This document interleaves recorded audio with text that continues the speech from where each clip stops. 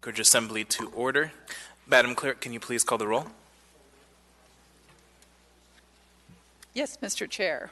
Mr. Weddleton. Here. Ms. Zalatel. Here. Mr. Dunbar. Here. Ms. Kennedy. Here. Mr. Rivera. Present. Ms. LaFrance. Here. Mr. Peterson asked to be excused. Mr. Constant. Here. Ms. Davidson. Here. Mr. Perez Verdilla will be excused until 7 p.m. Mr. Dyson. Here. You have a quorum. Thank you, Madam Clerk. Let's see. All right, they are not in the audience, so I will go ahead and ask Mr. Gibbs to lead us in the pledge.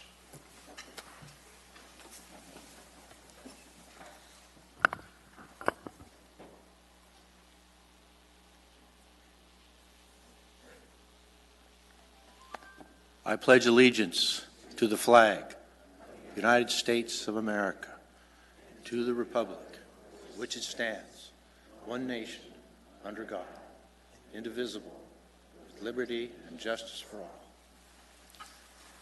Thank you. Madam Vice Chair, can I get a motion to approve the minutes of the February 12th and February 26th regular meetings? Thank you, Mr. Chair.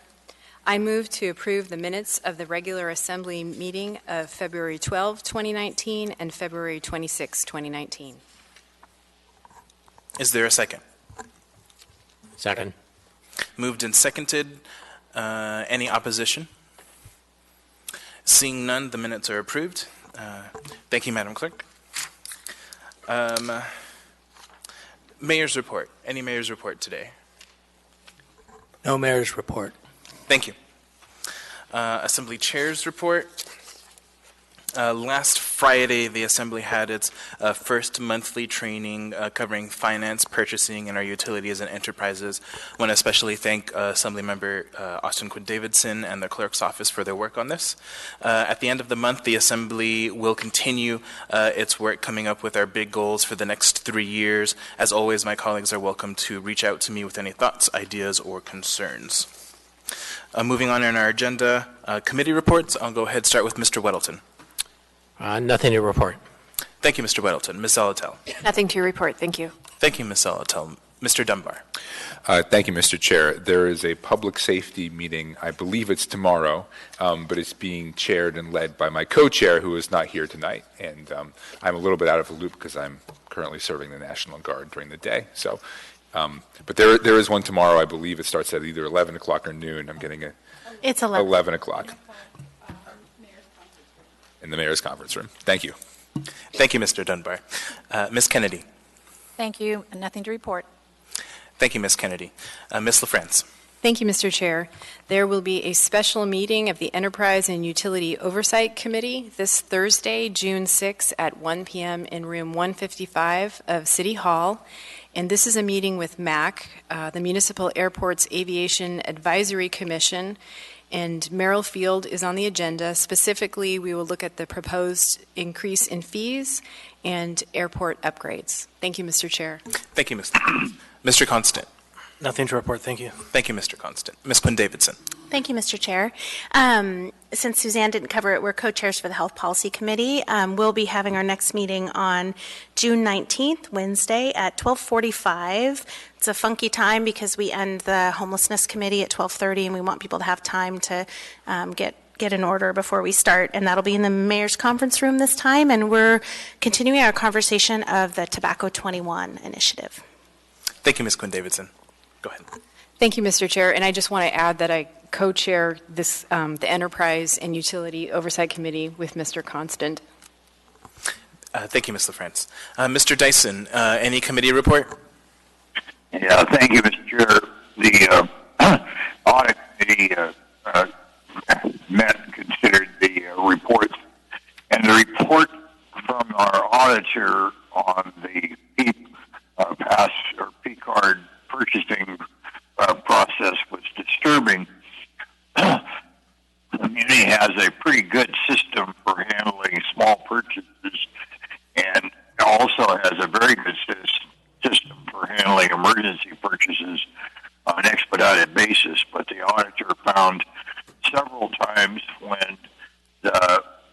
cards were being abused and manipulated, and a couple of them where a purchase was split into smaller pieces so they could be done with the P cards and avoid the purchasing process and approval process. This has happened before, and it's disturbing because the purchases that were made were not for anything that was an emergency or related to operations. And so that was disturbing, and the administration has acknowledged that it happened and is saying that they will take appropriate actions. I believe that the director of the audit function had recommended some more significant penalties for the employees that were abusing the system. And anyways, you've all seen that report, and I just wanted to note that it was disturbing, and the manipulation of the process was needs to be corrected. Thank you, Mr. Chair. Thank you, Mr. Dyson. Moving on. Mr. Chair. Oh, yes, Mr. Constant. Thank you. Apologies. Before you go, just a moment of privilege, if I might. On Friday night from midnight till 3 in the morning, I did an intrepid thing with our former deputy clerk and the now executive director of the Anchorage Downtown Partnership. And we toured all of the downtown, kind of going along the path of the partnership's nighttime tours to ensure the safety of the business improvement district and also to witness the bar break. And it was quite revelatory and an interesting experience. And at some point, if you are interested, it would be worthy having Ms. Moser in to have a conversation with us about her vision for the downtown. Thank you, Mr. Constant. Let's chat offline about that. So moving on in our agenda, we are at the addendum. So as some of you know, at the section 8 of the Assembly meeting agenda for addendum to the agenda, the Assembly practice has been to read all of the addendum items into the record.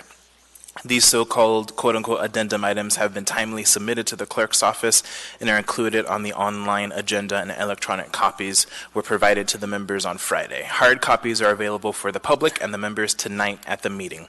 Because there is no requirement in the municipal code or charter, as Assembly Chair, I have reevaluated the process of reading the text of these addendum items into the Assembly meeting record.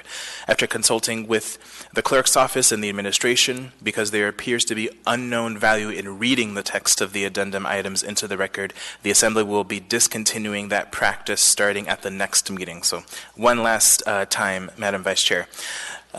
Again, copies of the addendum to the agenda are available in the vestibule, and the documents are available from the clerk's office. So, Madam Vice Chair. Actually, we need the motion. Yeah, thank you. Thank you, Mr. Chair. Move to incorporate the addendum. Can I get a second, please? Second. Moved and seconded. Any opposition to incorporating the addendum? Seeing none, it is incorporated. Madam Vice Chair. Thank you, Mr. Chair. Addendum to the agenda, June 4, 2019. Item 9A5, Resolution Number AR 2019-210, a resolution of the Anchorage Municipal Assembly recognizing June 4, 2019 as the 100th anniversary of passage by the U.S. Congress of the 19th Amendment granting women the right to vote upon ratification by the states on August 20, 1920. Assembly members Kennedy, Rivera, LaFrance, Constant, Dunbar, Dyson, Perez, Verdilla, Peterson, Quinn Davidson, Weddleton, and Zalatel, and Mayor Berkowitz. Item 9D13, Assembly Memorandum Number AM 416-2019, Amendment Number 1 to Non-Encumbering Contract with Northern Gravel and Trucking, LLC, Number 4400000672, to increase contract amount by $60,000 for the current contract period ending August 31, 2019, for a total contract amount not to exceed $88,100,000 for completion of road repairs and culvert replacements within the Mountain Park Estates Limited Road Service Area for the Public Works Administration Department. Item 9F8, Ordinance Number AO 2019-75, an ordinance amending Anchorage Municipal Code Section 15.20.005 to delegate Title 15 code enforcement to police or peace officers as permitted by Section 21.01 of the Charter Legal Department. Public hearing 6/18/2019, accompanied by 9F8A, Assembly Memorandum Number AM 415-2019, 2019. Item 9F9, ordinance number AO 2019-76, an ordinance of the Anchorage Assembly amending Anchorage Municipal Code to repeal and reenact Section 9.46.060 regarding failure to secure a load to a motor vehicle driven on a street or highway for consistency with recent state law changes, and making conforming amendments to the penalties, Sections 9.48.10 and 9.48.130. Assembly members Peterson, Dunbar, and Weddleton. Public hearing 6/18/2019.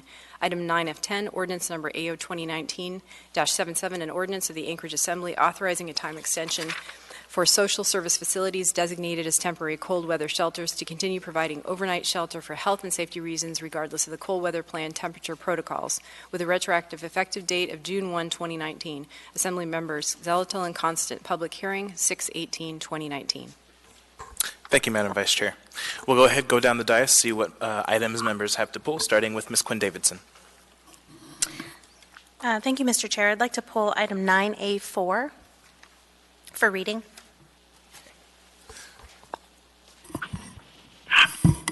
Any other items? Thank you. Mr. Constant. Thank you. That one as well as 9F10.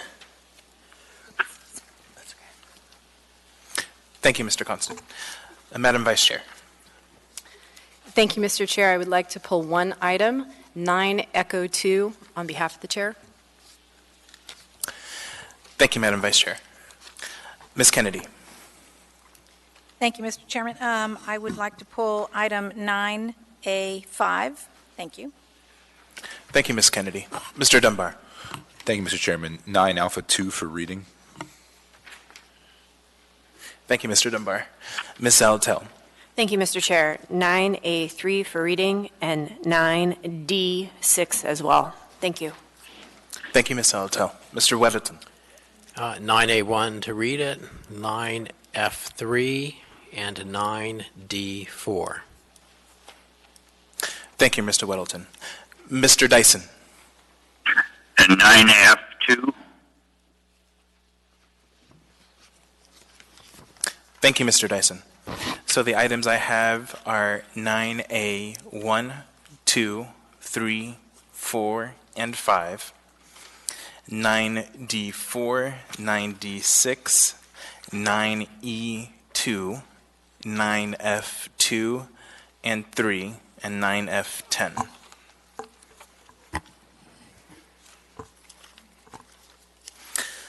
Madam Vice Chair, can I get a motion to approve the consent agenda with the exception of the pulled items?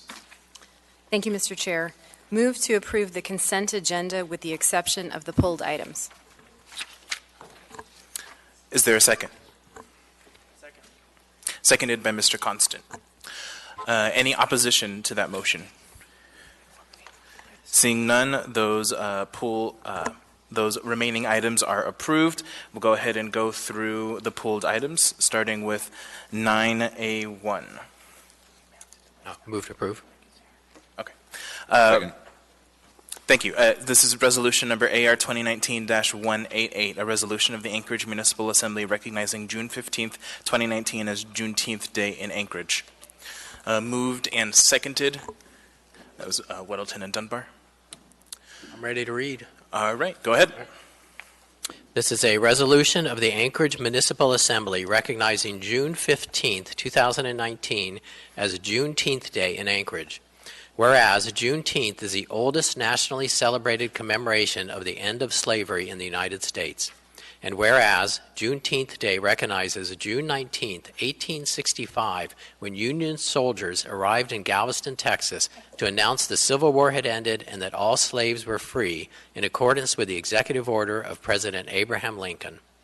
And whereas it took nearly 2.5 years after President Abraham Lincoln signed the Emancipation Proclamation for the word to reach the last group of slaves that they were free men and women. And whereas this year will mark the 154th year of Juneteenth celebrations and the 24th anniversary of organized events celebrated in Anchorage. Whereas the 22nd Alaska State Legislature passed HB 100 in 2001, establishing the third Saturday in June each year to commemorate the abolition of slavery and to reflect on the suffering and sacrifice endured by millions of early African Americans and to appreciate the unique freedom and equality enjoyed by all state citizens. And whereas 2019 will feature a week-long Anchorage citywide Juneteenth celebration, including a teen summit, Juneteenth pageant, and a community celebration on Saturday, June 15th from 1 to 6 p.m. on the Delaney Park Strip. Now therefore, the Anchorage Assembly recognizes June 15th, 2019 as Juneteenth Day and encourages the Anchorage community to participate in local events to celebrate African American freedom, heritage, and contributions to our community and state. Passed and approved by the Anchorage Assembly this 4th day of June, 2019.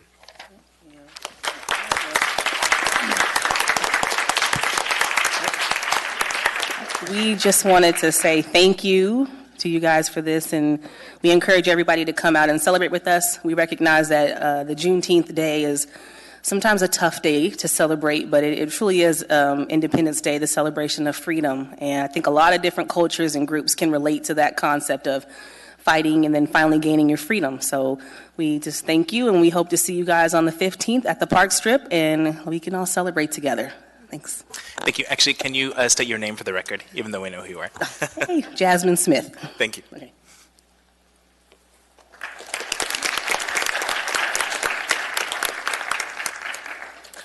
We now have before us item 9A2, a resolution. Mr. AR Chair, Oh, yes. can we hold that one until he arrives? Sure. Thank you.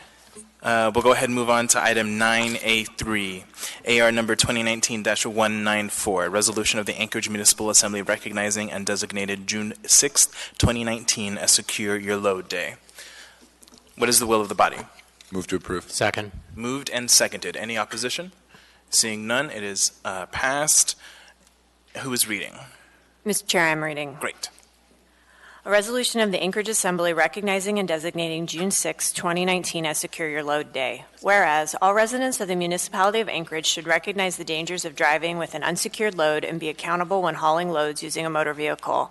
And whereas, per a government accountability study, in a single calendar year, unsecured loads were responsible for the deaths of 440 people, 10,000 injuries, and 51,000 incidences in the United States. And whereas a 20-pound object that falls off a vehicle on the highway traveling the typical speed of 55 miles per hour will strike a stationary object or person along the roadway with an impact of half a ton, fully capable of causing serious bodily injury or death. And whereas Anchorage Municipal Code Section 9.46.060 requires securing a load as to prevent any material from dropping, shifting, leading, falling from any part of the vehicle or otherwise escaping therefrom, and requires a load and any covering to be securely fastened so as to prevent the covering or load from becoming loose, detached, or in any manner a hazard to other uses of the street, without $150 fine for violations. And whereas Alaska Statute 46.06.080 similarly requires a vehicle driven on state roads and highways to secure and prevent its load from dropping or shifting. And whereas Alaska House Bill 259, an act relating to containing or confining loads being transported on highways, was filed on January 16, 2018, and later added to Alaska Senate Bill 199 and signed into law on September 24, 2018, going into effect December 24, 2018. And whereas Alaska Statute 28.35.251 adds a criminal penalty of failure to contain or confine a load causes serious physical injury to another person or damages the property of another person in an amount of $5,000 or more. And whereas the Anchorage Assembly stands in solidarity with those impacted by avoidable and unnecessary tragedies, harmed or even killed by debris or falling items from unsecured loads, and urges all persons transporting loads, including personal property, debris, trash, rubbish, or anything to cover and secure their load. Now therefore be it resolved that the Anchorage Assembly celebrates, recognizes, and designates Thursday, June 6, 2019 as Secure Your Load Day, passed and approved by the Anchorage Assembly this 4th day of June, 2019.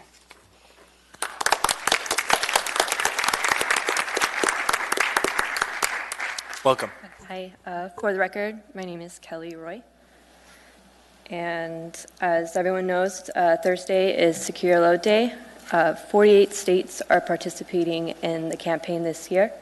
And new this year is Canada. So it's really exciting to see that so many people are beginning to see this as more than just freak accidents, but preventable tragedies that are caused by negligent drivers.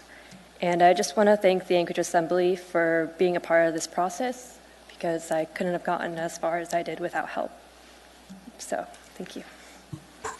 Thank you so much. I have a question for you. Mr. Dunbar.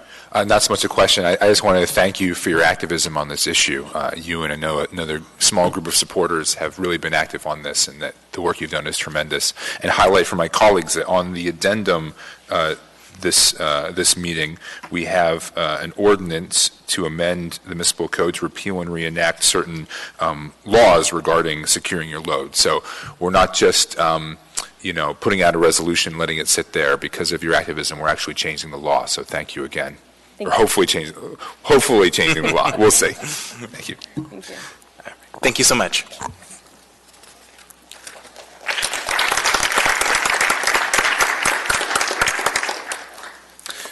We now have before us item 9A4, a resolution. Mr. Constant, is he here yet? Okay, great. A resolution of the Anchorage Municipal Assembly recognizing Quinn Christopherson and Nick Carpenter for Erase Me, their winning video for the 2019 National Public Radio Tiny Desk Concert Contest. What is the will of the body? Move to approve. Second. Moved and seconded. Any opposition? Seeing none, this resolution passes. Who is reading? I'll be reading. Great. You all can come down and support Quinn and Nick if you want. That'd be a nice photo op. All right. This is a resolution of the Anchorage Municipal Assembly recognizing Quinn Christopherson and Nick Carpenter for Erase Me, their winning video for the 2019 National Public Radio Tiny Desk Concert Contest. Whereas Quinn Christopherson is a proud transgender Athabascan and Inupiaq singer-songwriter born and raised in Anchorage, and his musical partner, Nick Carpenter, originally from Atlanta, Georgia, and whose family has emigrated to Alaska and is the lead vocalist, guitarist, and songwriter for Anchorage band Medium Build, and who is 100% Alaskan now. And whereas Quinn's storytelling and songwriting is heavily influenced by the lessons he learned from his Athabascan grandmother, Mary Ali'i, a storyteller originally from Taslina, Alaska, who helped to preserve and hand down traditional Alaska Native values and culture within Quinn's family. And whereas Quinn's 2018 Tiny Desk Concert Contest submission, Mary Ali, a tribute to his late grandmother, filmed on the ice at Westchester Lagoon, was featured on National Public Radio's All Songs Considered. And whereas Erase Me, Quinn and Nick's 2019 Tiny Desk Concert Contest submission with Dimitri Suman, camera operator, Emma Scheffer, director, and James Glaves, audio engineer, was recorded at the Anchorage Museum with Sidney Lawrence's massive, majestic 1929 painting of Denali as the backdrop, and Quinn sitting in a burnt orange recliner discovered at a local thrift store wearing a blue polyester suit. And whereas Erase Me tells how, since his transition from female to male, Quinn has experienced male privilege and how troubling it is for him to realize the advantages that our society accords to men while frequently marginalizing women. And whereas, out of over 6,000 entries worldwide, Erase Me, written with emotional depth and a powerful sense of perspective, was selected as the winning submission for the 2019 Tiny Desk Concert Contest. Now, therefore, the Anchorage Municipal Assembly resolves to recognize Quinn Christopherson and Nick Carpenter for Erase Me, their winning video for the 2019 National Public Radio Tiny Desk Concert Contest. You shall not be erased. Passed and approved by the Anchorage Assembly the 4th day of June, 2019.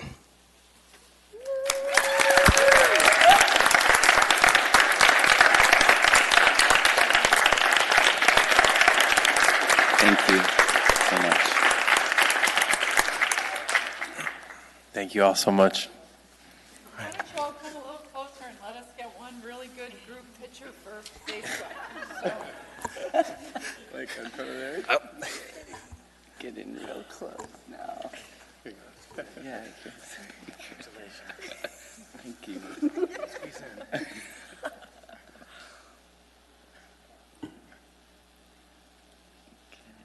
Oh, phone number 2.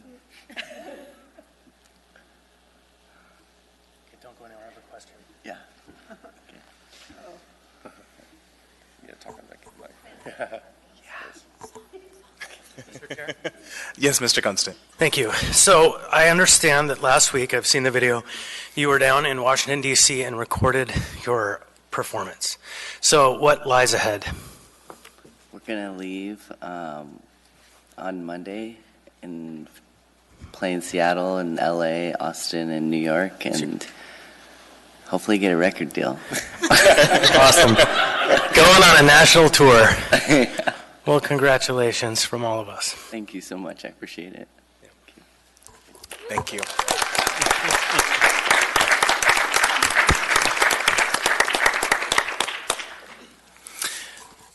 We now have before us item 9A5, AR number 2019-210, a resolution of the Anchorage Municipal Assembly recognizing June 4th, 2019 as the 100th anniversary of passage by the U.S. Congress of the 19th Amendment, granting women the right to vote upon ratification by the states on August 26, 1920. What is the will of the body? Move to approve. Second. Moved and seconded. Any opposition? Seeing none, this resolution passes. Who's reading? Mr. Chair, I'm reading. Great. Thank you. A resolution of the Anchorage Municipal Assembly recognizing June 4th, 2019 as the 100th anniversary of passage by the U.S. Congress of the 19th Amendment, granting women the right to vote upon ratification by the states on August 26, 1920. Whereas the women's suffrage movement began at the first National Women's Rights Convention at Seneca Falls, New York in July 1848, and whereas in 1866 Elizabeth Cady Stanton and Susan B. Anthony formed the American Equal Rights Association, an association dedicated to the goal of universal suffrage, and whereas in 1869 the state of Wyoming was admitted to the United States with its women suffrage provision intact, and whereas in 1878 a woman's suffrage amendment was introduced in the United States Congress. The wording was essentially unchanged until 1919. And whereas in 1912 Theodore Roosevelt's Progress Bull Moose Republican Party became the first national political party to adopt a woman's suffrage plank. And whereas in 1918, President Woodrow Wilson announced his support for women's suffrage and helped the 19th Amendment pass in the U.S. House of Representatives. And whereas the U.S. Senate passed the 19th Amendment on June 4th, 1919, and the amendment went to the states for ratification. Now, therefore, the Anchorage Assembly celebrates the passage of the 19th Amendment by the U.S. Congress on June 4th, 1919, and the ratification of the 19th Amendment by 3/4 of the states on August 26, 1920. Passed and approved by the Anchorage Assembly this 4th day of June, 2019.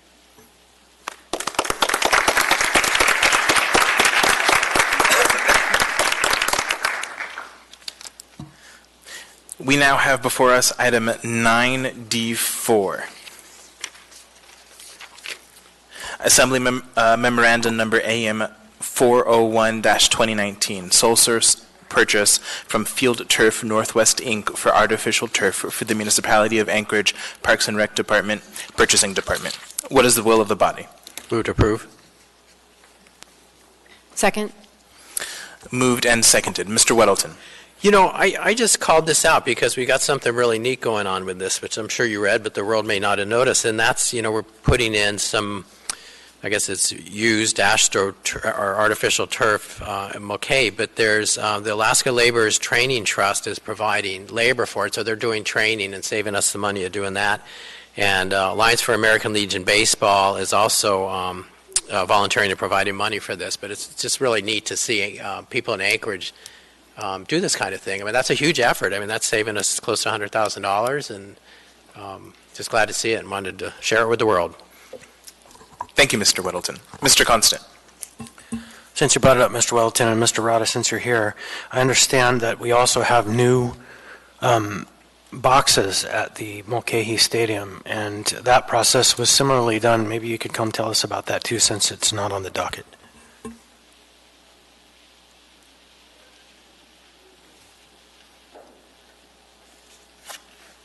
Through the chair, Mr. Constant.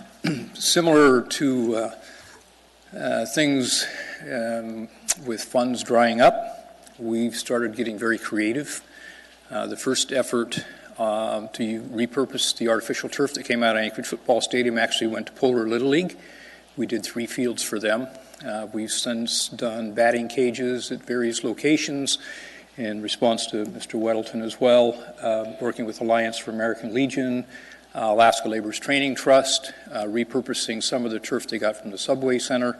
All these things are collaborative efforts moving forward to save the municipality money and still enjoy the benefits. The same goes with what we're trying to do at Mulcahy Park, and we're almost done with the 2 box seats. Both third base side is done, first base side should be done by tomorrow afternoon in advance of the Bucks opener on Thursday night, and we still have 2 or 3 other projects in the queue. Thank you very much, and probably a lot of you don't ever go down there, but at the end of last season, if you were to walk through the bleachers, you could fall through and really hurt yourself. And so they were in a sorry state, and this commitment of the community and the Parks Department should be lauded, and I thank you.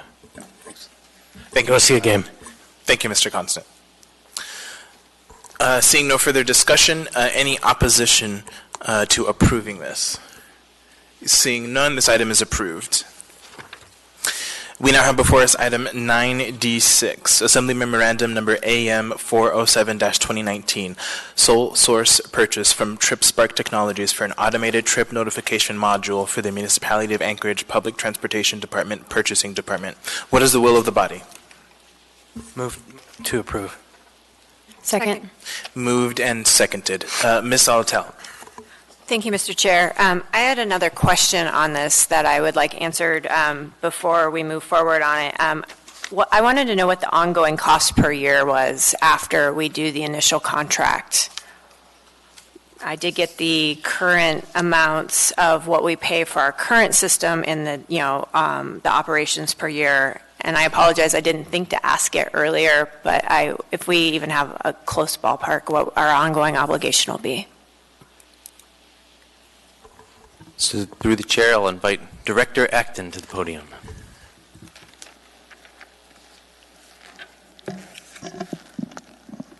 Hi, good evening through the chair. Ms. Saltillo, I actually don't have the contract on me right now. The contract manager is on his way here to the meeting. That's information that we can absolutely get to you. But I understand that if you would want to wait on this, we can get you the information and we can move forward after that. Do you have any sense if it is on par with what we paid previously? I have in 2018 we paid $10,400 for ride notification calls. 2017 $12,300, and in 2016 $12,000. Does this seem on par with that prior cost? Yes, I believe it's comparable to that cost. The nice part about this upgrade is that the reliability of the system is going to be at a much higher rate. So same cost, higher rate of reliability.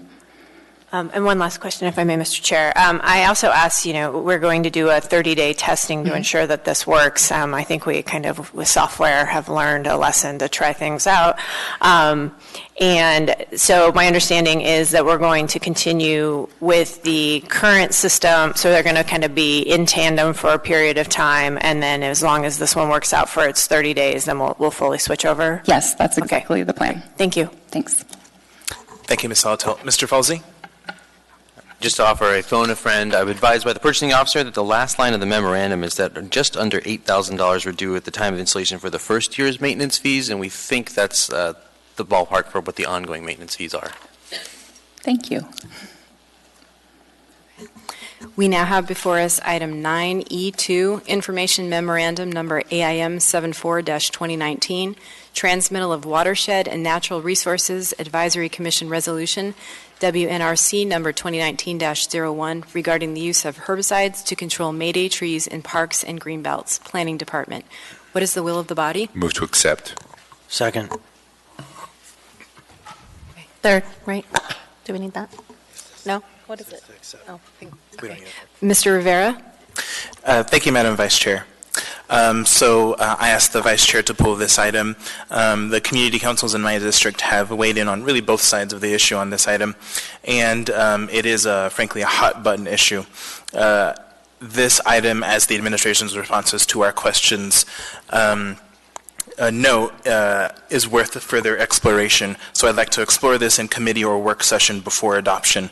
And I can't make it myself, but I'd like a motion to postpone adoption of this resolution to the meeting of July 9th, if someone could do that.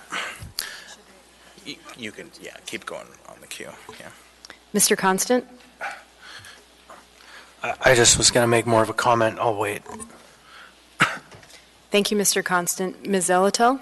Thank you, Madam Vice Chair. I move to postpone until the meeting of July 9th. July 9th. Is there a second? Second. I might have hit the button first. Okay. I'll take myself out and then just go back from the beginning of the queue. Okay. Yeah. Okay. On the motion, we'll go back to the beginning of the queue. Mr. Constant? Yeah, thank you. I won't object, and I think it's fine to have a work session. The community councils in the downtown and actually on both sides of the creek, Chester Creek, have all unanimously signed on without any dissenting votes to the question of doing something about the choke cherries in the green belts. And the concern that was raised was that we make it time limited, not make it broad and universal. But if we do this, let's put a 4-year or a 3-year span on it so that we can actually tackle the problem and then go back to a standard policy of not spraying around our anadromous fish streams. Thank you, Mr. Constant. On the motion to postpone, Ms. Zolotel? Nothing further, thank you. Okay. Mr. Dunbar? Thank you, Madam Chair. So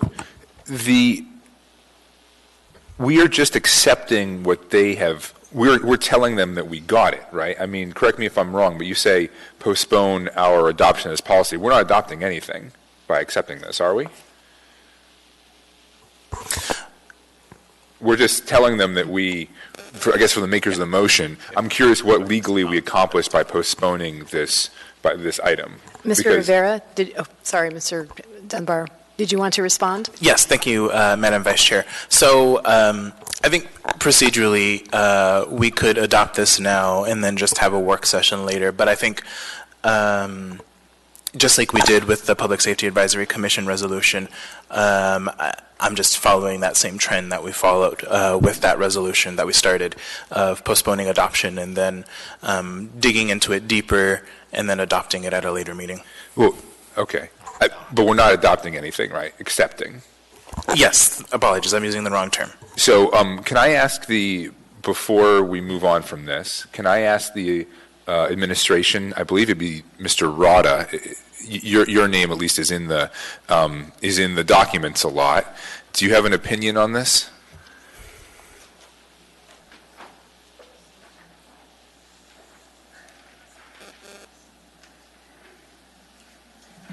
Through the chair, Mr. Dunbar. This is a pretty contentious issue. People on both sides. It implies through this resolution that there's going to be some exceptions of conditions or possible changes or allowances. My preference is that you look at both of these things together, and if we're going to make some changes to the ordinance, then that's appropriate. Mm-hmm. But I don't want to be in conflict with community councils or volunteers with good intentions, as if this might lead us to that direction. My preference is we have clear direction, we have clear policy, and then it gets into all the other things that are in there. For example, do we spray around homeless camps? What do we do if we don't spray? What are the conditions? What are the parameters? So people are reading things into some of this right now. Yeah. If you accept it, that's perfectly fine. But I would ask that maybe we dig a little deeper so there's more clarity for everybody. Okay. Madam Chair, can I ask one more follow-up, and then I'll support the motion postponed because I do think this is ripe for a work session. Yes, actually, Mr. Dunbar. may I? Go ahead. Thank you, Madam Chair. Actually, so two quick things. First, my understanding is that we're not talking about spraying in the traditional sense, right? That it's applying to the trees in some way. It's not like people think of spraying, they think you're going to like one of those helicopters that drops water on fire, but that's not what we're talking about, correct? No, it's kind of focused. It's not random because we have to follow all the requirements for public postings. You've got a public safety and health issue. You have to deal with, if we are around one of the streams in question, if we're around a public water system, what do we do about the homeless camps? I mean, there's many facets of it, but no, it's not, we're just going to drop a bomb. And so I guess my last question then is, does the administration, maybe you're not the only one that could answer this, does the administration intend to submit an ordinance, to put forward an ordinance to change our existing policy? We haven't had that discussion. We received this from the council. It was not at our request. It was actually, they are the ones who initiated it. I provided a similar response to them that currently our practice is to follow the ordinance as it was originally written.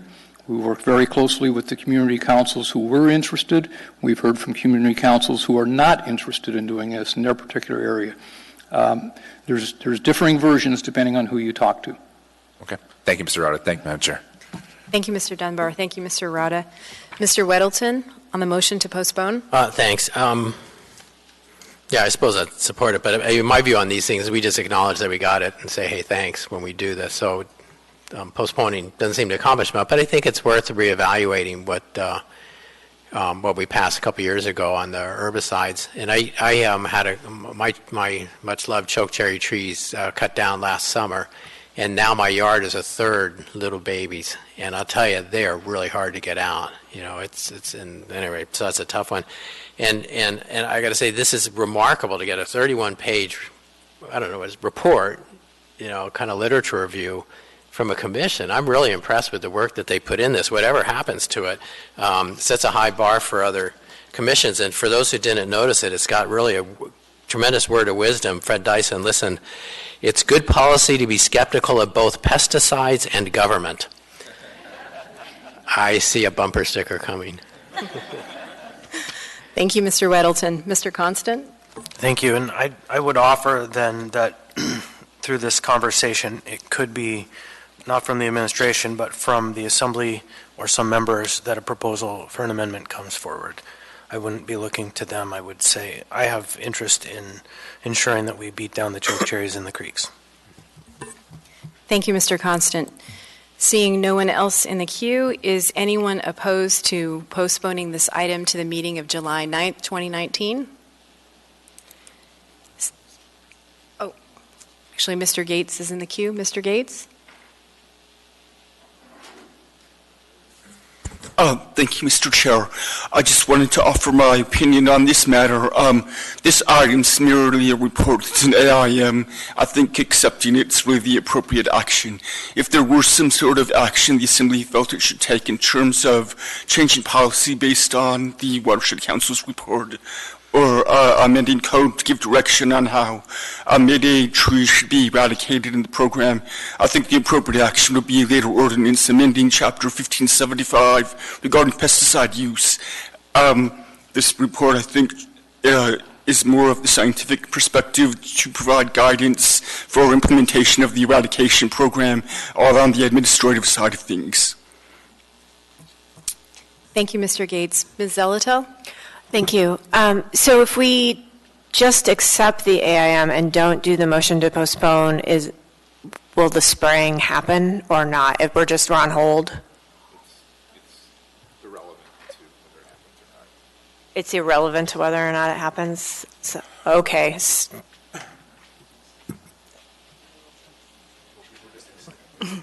Seeing no one else in the queue, is there any opposition to postponing this to the meeting of July 9? Seeing no opposition, this item has been postponed to the meeting of July 9. All right. Thank you, Madam Vice Chair. We now have before us item 9F2, AO number 2019-72, an ordinance authorizing the disposal by sealed competitive bid of real property legally described as lots 10 and 11, Block 1, Highlands Hill Subdivision, Unit Number 1. What is the will of the body?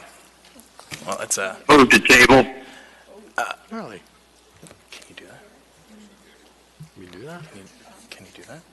Well, I think his motion is to take no action, and he wants it to die, so he's pulled it, and he just takes no action. Right. So, Mr. Dyson, I've been advised that I think you would prefer that we take no action on this item. Roger. Okay. So if we do not... Be glad to speak to it. Sure, go ahead. You can speak to it. Yeah, thank you. This piece of property was the site of the Highland Area Volunteer Fire Department for years. That organization does not exist anymore. The function has been taken over by other fire stations in the area. But the property is quite valuable. The limited road service area in the Chugach Eagle River functions very well, and they have identified this as a facility that would be good for storing of warm water and equipment and warm sand and their equipment, and would serve well for that and make it so they would not have to find and build another facility. And so the Road Board and Advisory Committee has told the municipality that they'd like to be considered for ownership of this, or at least have beneficial use of it. The city has come back and said, no, you got to buy it. And I believe Ms. Kennedy absolutely believe it's inappropriate for the city to require one of its well-functioning departments to pay for the use of a piece of property that is no longer being used for its original position. And we think that this policy of the administration is suboptimal and needs to be reevaluated, and we'd like them to start over and reconsider transferring the use to the road service district. Thank you, Mr. Dyson. I have a few folks in the queue. Mr. Falsey. Thank you, Mr. Chair. Just procedurally to remind the body, we're not asking the Assembly to take action on this other than to set it for a public hearing. I know there is acute interest in the future disposition of this property, whether it should be sold for the highest dollar or whether it should be gifted over to the road service area. We would be happy to address that at a work session, but our preference would be to at least set it for a public hearing so that if we address all the concerns, we won't be additionally delayed. Thank you, Mr. Falsey. Ms. Kennedy. Thank you, Mr. Chair. That would be my question, too, then, since Mr. Falsey brought it up about a work session. At this point, it's being introduced, so we really aren't having any in-depth conversation at this point.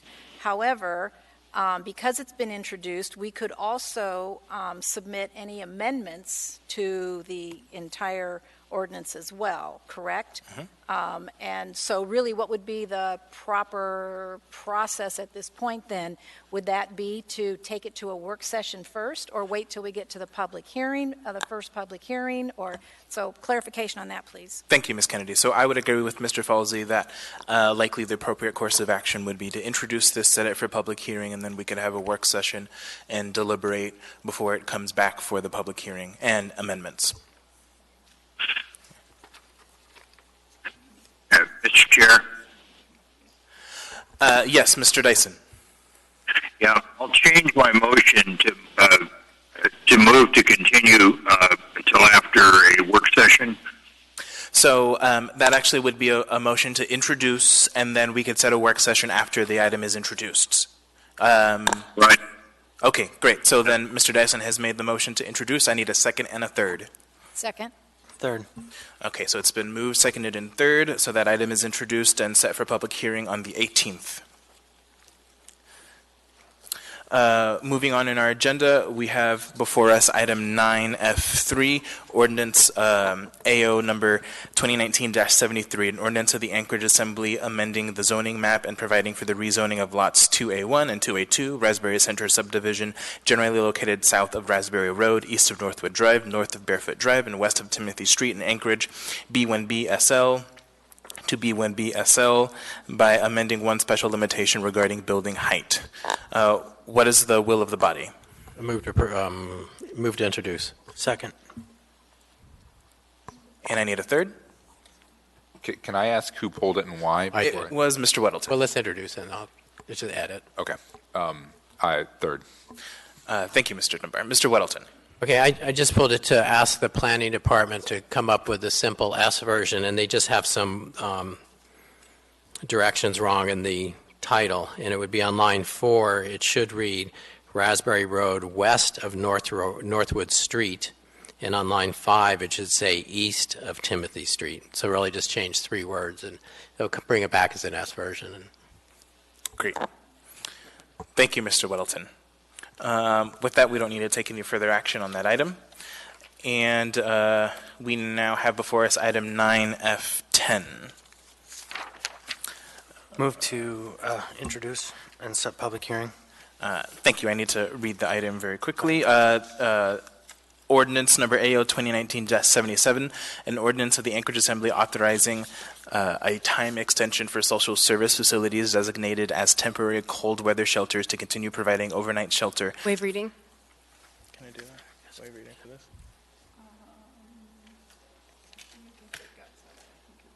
Okay, that's the guts then. All right. Thank you. Right, so then move to introduce and set for public hearing at the Great. meeting of the 18th. Is there a second and a third? Second. Third. And did you want to speak to this, Mr. Constant? Okay. I did. And so it's unusual, somehow it slipped through the cracks that we established a policy and that the policy expired at the end of May. And the policy allows the shelter providers and churches to offer a shelter in times that aren't the cold weather season. And in discussions with Ms. Zalatel, we are intending to work on some amendments to this whole section of the code over the summer. And what we're intending to do with this is introduce, and I'm only speaking about it because we're asking for it to be retroactive, and it's unusual for us to do that. And that would be retroactive to the first of the time at which the previous ordinance expired. Thank you, Mr. Weddleton. Mr. Constant. Mr. Weddleton, we're not supposed to be debating this item since it's introduction, but Mr. Weddleton.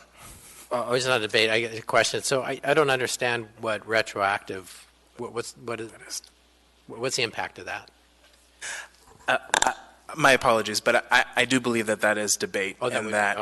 and that we should have that at a public hearing. Okay, that's fine. Okay, so that item is introduced. That completes our pooled items. We now have before us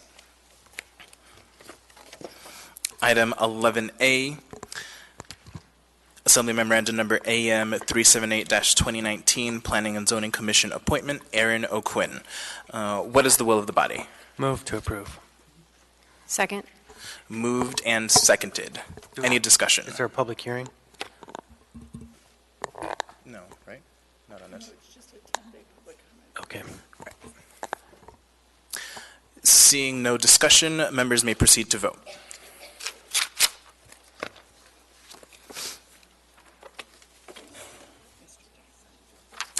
Mr. Dyson.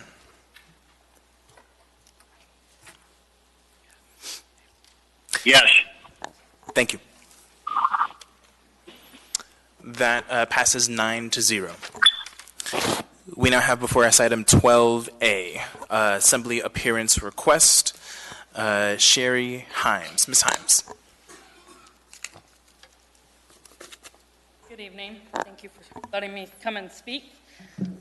I asked to come and speak regarding public intoxication, and I would like to request that you would look at implementing some form of an ordinance to make public intoxication a crime, where there is a consequence for it.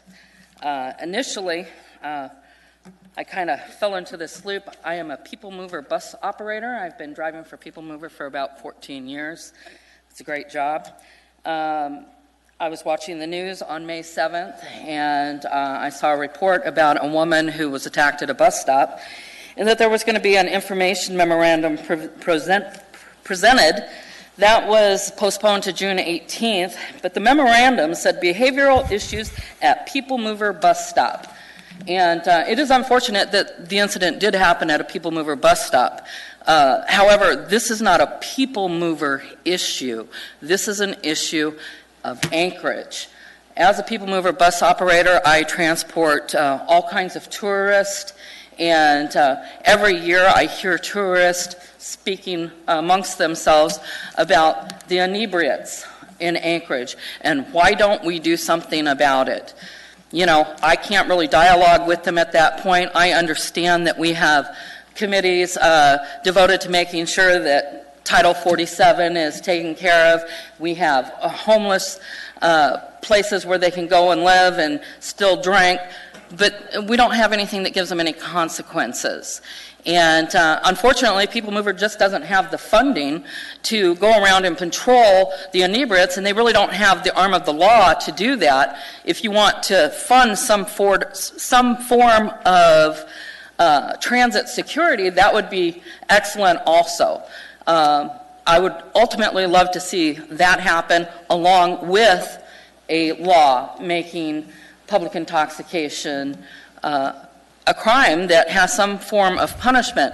I understand that our jails are overcrowded, but I also know that we have a public works department and that could use some help. I mean, if they get picked up by the Anchorage Safety Patrol and are held for 12 hours, why can't they go spend 4 hours with Public Works or the Parks Department, you know, cleaning up the parks, doing, you know, removing snow, some form of reinvestment into the community, since they are literally sucking resources from our community. So again, like I said, this is not a People Mover problem. This is an Anchorage problem, and I'd really appreciate if you would take the time at some point to implement an ordinance that would make public intoxication an issue that Anchorage police would deal with. Thank you. Thank you. I have a question for you. Sure. Ms. Kennedy. Thank you, Mr. Chairman. Thank you, Ms. Himes, for coming in and testifying in this. And I was just curious, as a bus driver for the municipality, are there any policies that allow you to refuse somebody that's intoxicated from getting on the bus? And then the other question would be, as a bus driver, what do you do when you have someone that you know is intoxicated on the bus? Can you talk a little bit about how you're trained or what you're told to do in those situations? Thank you know, as a bus operator, we deal with all kinds of people that are in hard places in life.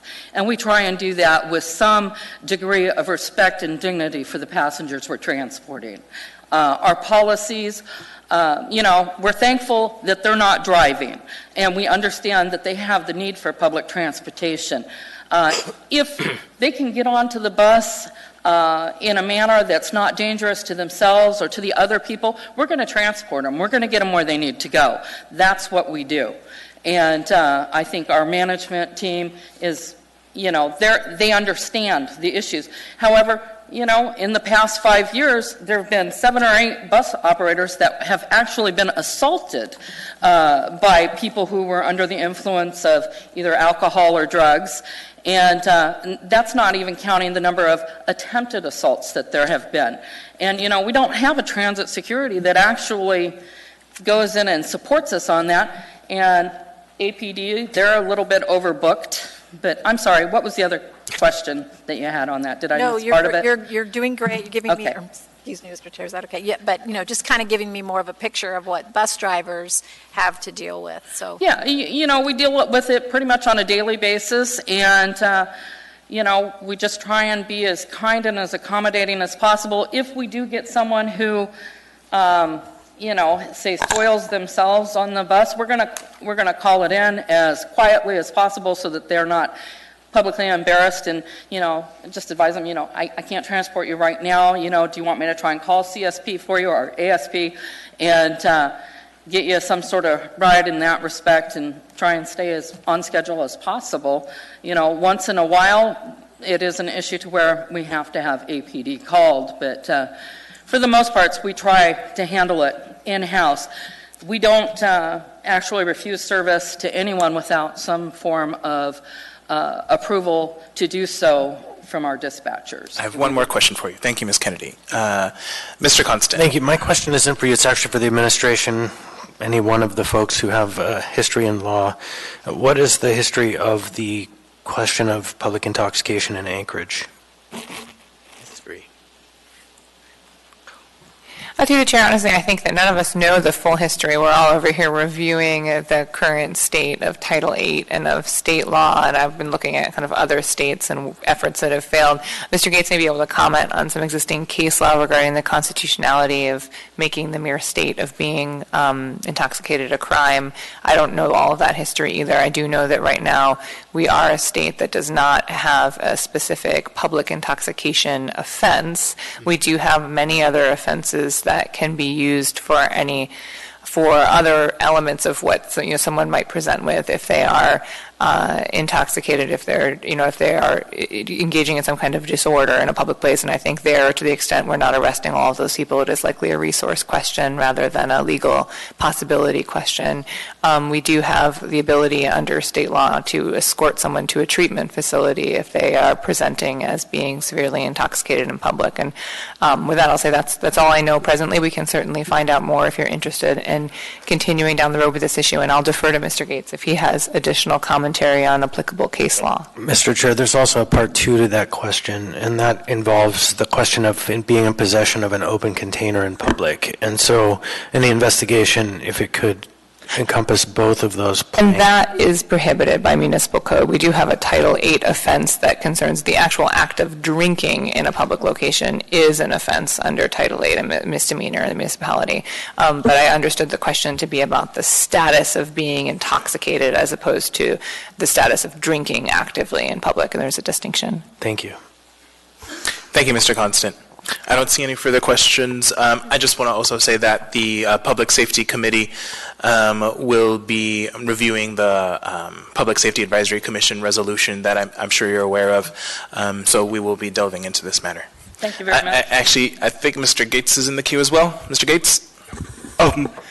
Yes, thank you, Mr. Chair. I just wanted to add, I concur with the municipal authority, Ms. Wynne-Pearson. I also had researched this question, whether we can make it a crime to be drunk in public in the past, and I was trying to find the case law on this, but as I recall, we cannot do so. That's unconstitutional to make the status of being drunk itself a crime. Thank you, Mr. Gates. Thank you so much. Thank you. You have a good day. You too. So I got a little ahead of myself, and so there are 2 items that we need to go back to on the consent agenda. One of them we did not actually vote on, which is item 96. That's a sole source purchase from TripSpark Technologies in the Public Transportation Department. So really briefly, members can go back to that item, and I will just ask for if there's any opposition to approving that item. Okay, seeing none, then that item is approved. Thank you, Mr. Falsey, Madam Clerk. And then we also have item 9A2, resolution AR number 2019-193, a resolution of the Anchorage Municipal Assembly recognizing and honoring Victor Vic Fisher for his contributions to Alaska on the occasion of his 95th birthday. What is the will of the body? Move to approve. Second. Moved and seconded. Any opposition? Seeing none, that resolution is approved. Who is reading? I am reading. Mr. Constant is presenting. A resolution of the Anchorage Municipal Assembly recognizing and honoring Victor Vic Fisher for his contribution to Alaska on the occasion of his 95th birthday. Whereas Victor Vic Fisher was born in Berlin, Germany on May 5, 1924, to American journalist Louis Fisher and Russian writer Markusha Fisher, growing up in the shadow of Hitler and Stalin. And whereas in 1939, with the assistance from First Lady Eleanor Roosevelt, the Fisher family escaped Russia, crossing the Atlantic on the Queen Mary and arriving in New York City, where Vic learned English at school and by going to the movies. And whereas following military service in the United States Army during World War II, Vic earned an undergraduate degree from the University of Wisconsin and a master's in community planning from MIT, before the opportunity for adventure in Alaska brought him to Anchorage in 1950, where he served as the City of Anchorage's first planning director from 1950 to 1955. And whereas at age 31, Vic was elected as a delegate to the Alaska Constitutional Convention, which convened on November 8, 1955 in Fairbanks, where Vic served as chairman of the Committee on Executive Branch, secretary of the Committee on Style and Drafting, and as a member of the Committee on Local Government. And whereas following his service as a delegate, Vic continued his public service as a member of the Territorial House of Representatives from 1959 1957 to 1959, Director of the Office of Metropolitan Development, U.S. Department of Housing and Urban Development from 1962 to 1966, and in the State Senate from 1980 to 1986.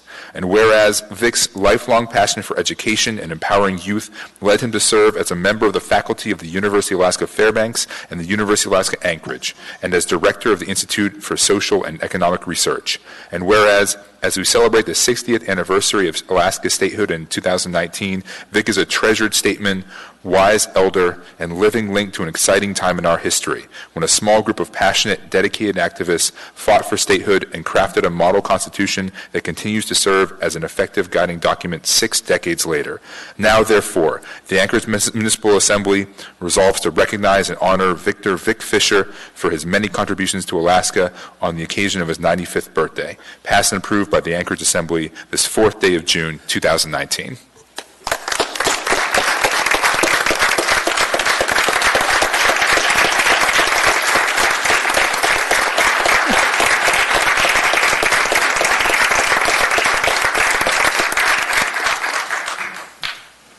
Thank you, thank you, thank you.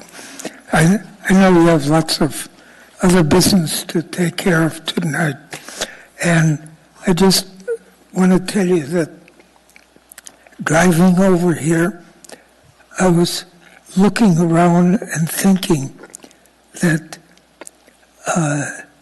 68 years ago, or whenever I was Anchorage Planning Director, we had no idea that Anchorage would be what it is today, and that this is where the Assembly now sits. It used to be the City Council would meet in a small room in the old City Hall on the second floor, and there weren't many people, there weren't too many issues, and I'm pretty overwhelmed by what we have today, and I am very impressed by the city administration and municipal administration. I think, despite what some people in Juneau had to say, I think you're doing a great job taking care of the city, taking care of a park system, and taking care of the people as best you can. I'm grateful for this recognition, and thank you very much, and best wishes to all of you. Thank you. Thank you. I have a few comments for you. Mr. Constant. Thank you. So a question for you, Vic. What's your advice to us going forward to the future? Just be positive. Do what you need to do.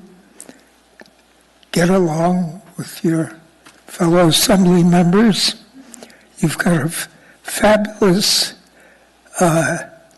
municipal staff that is backing you up, and I just hope all will work out, and that you and our representatives in Juneau will get along despite some miscommunication. Thank you. Thank you. Thank you, Mr. Constant. Thank you, sir.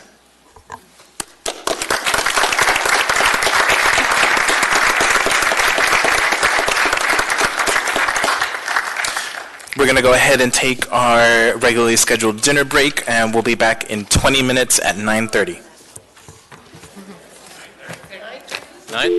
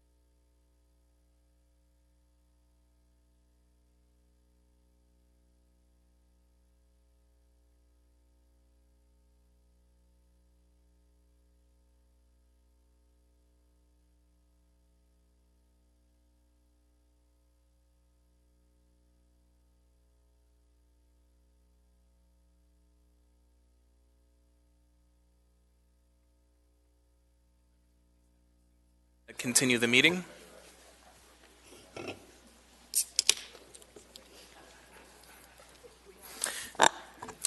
We now have before us item 13A, ordinance number AO 2019-32 as amended, an ordinance of the Anchorage Assembly amending certain sections in Anchorage Municipal Code Chapter 14.70 to raise the minimum legal age to purchase cigarettes and tobacco products within the municipality from 19 to 21 years of age. Assemblymember Trainee. Public testimony is now open on this item. Would anyone like to testify? And before folks get in line, just wanted to inform the public that our intention is to postpone this item indefinitely, and we have a new omnibus ordinance that will be introduced in short order. So would anyone like to testify on this item? Anyone at all? Seeing and hearing no one, public testimony is closed. What is the will of the body? Move to postpone indefinitely. Second. Moved and seconded. Any discussion on the motion? Mr. Dunbar. I just want to, again, reiterate what you said, although I just seconded that motion. It's not because we don't intend to go forward with this. There is another ordinance that will take this and another ordinance and roll them together, and that will be the vehicle going forward. Thank you. Thank you, Mr. Dunbar. Ms. Quinn Davidson. I was just going to echo what Mr. Dunbar said and invite members of the public to contribute and give feedback. We've already talked, so essentially what happened is Mr. Trainee brought this forward. It's a great idea, but there were some additional comments we received from the public and from nonprofits that work in this field. So we've solicited additional feedback. We held a work session, I believe it was held in our Health Policy Committee, and we'll now have a fresh new draft available for conversation in June's Health Policy Committee meeting, which is June 19th, 12:45 in the Mayor's Conference Room on the 8th floor. So if folks want to come to that and give feedback, or certainly contact us through other avenues, that would be great. And we should be introducing that new bill soon in the coming weeks. Thank you, Ms. Quinn Davidson.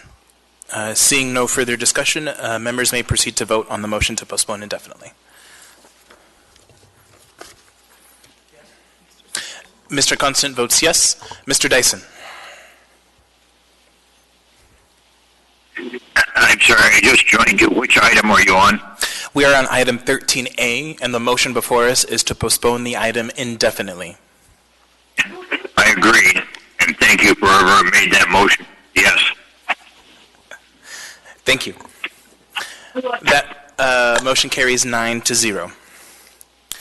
We now have before us item 13B, ordinance number AO 2019-31, an ordinance amending the zoning map and approving the rezoning of a strip of land measuring 69 feet by 330 feet of government lot 5, section 18, T12N R3W remnant. Thank you. Public testimony is now open on this item. Would anyone like to testify?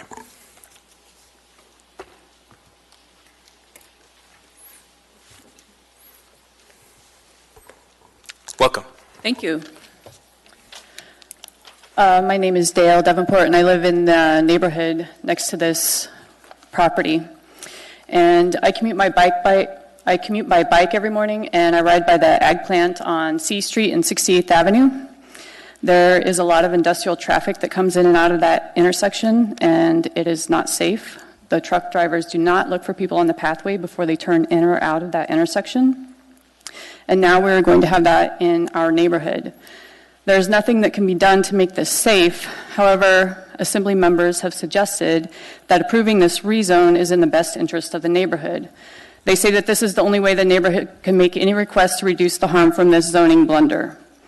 If the Assembly chooses to approve the rezone, in addition to the berm and vegetative buffer that they have suggested, we, the people who live in the neighborhood, would like to ask for a sidewalk on the south side of 92nd so that people can more safely access the bike path.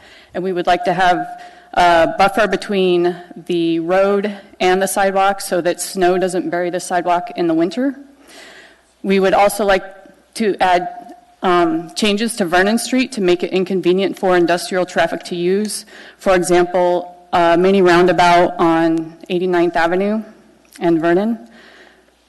Since the city is planning to use taxpayer money to modify 92nd Avenue for the benefit of one property owner, we do not feel that this is too much to ask for the safety of all the people who live in our neighborhood. Thank you. Thank you for your testimony. Oh, apologies. Ms. Zalatel. Thank you, Mr. Chair. I just wanted to indicate that the south sidewalk and the traffic calming mechanisms on Vernon Street ideas were submitted to the Taku Campbell Community Council to put in their capital improvement project plans, and they are looking at that. Thank you, Ms. Alatel. Welcome.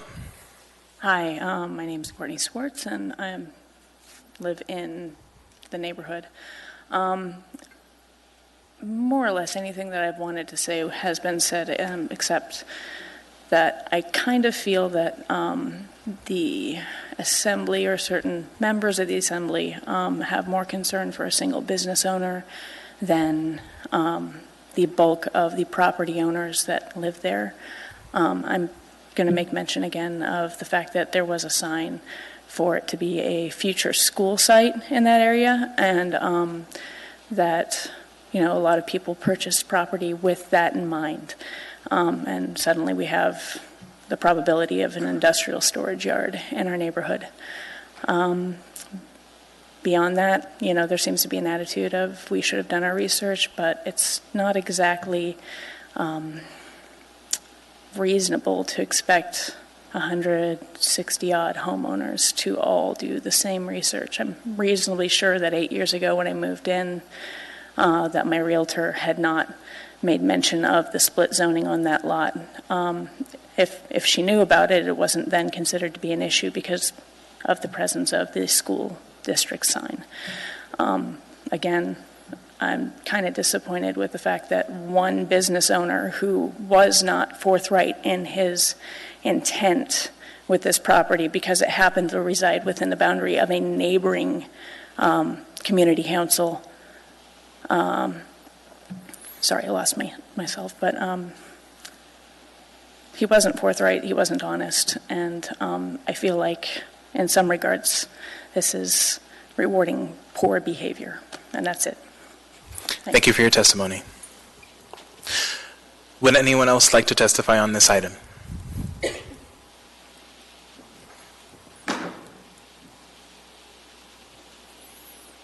And if we have anyone else interested in testifying, please come up to the front. Hello. Welcome. My name is Coco Mikel, and I live right across from the property. And I would like to add something more about sidewalk, providing sidewalk. I hope it comes out a reality, because when you see the exit of 92nd Street to the C Street, there's two lanes, and one lane becomes two lanes. One go down to right, left and right, and hence the white line of the street, and between the white line of the street and the curve of this property is only about 1 foot. And those people, family members, little children, and young mothers carrying the baby, they have to use that 1 foot space to go into the C Street bike path. And I think it's really dangerous. I sent out my comment and the pictures of that. Family members, families are walking alongside that narrow area, but I don't know, it was not attached to this. The comment seems like it was lost.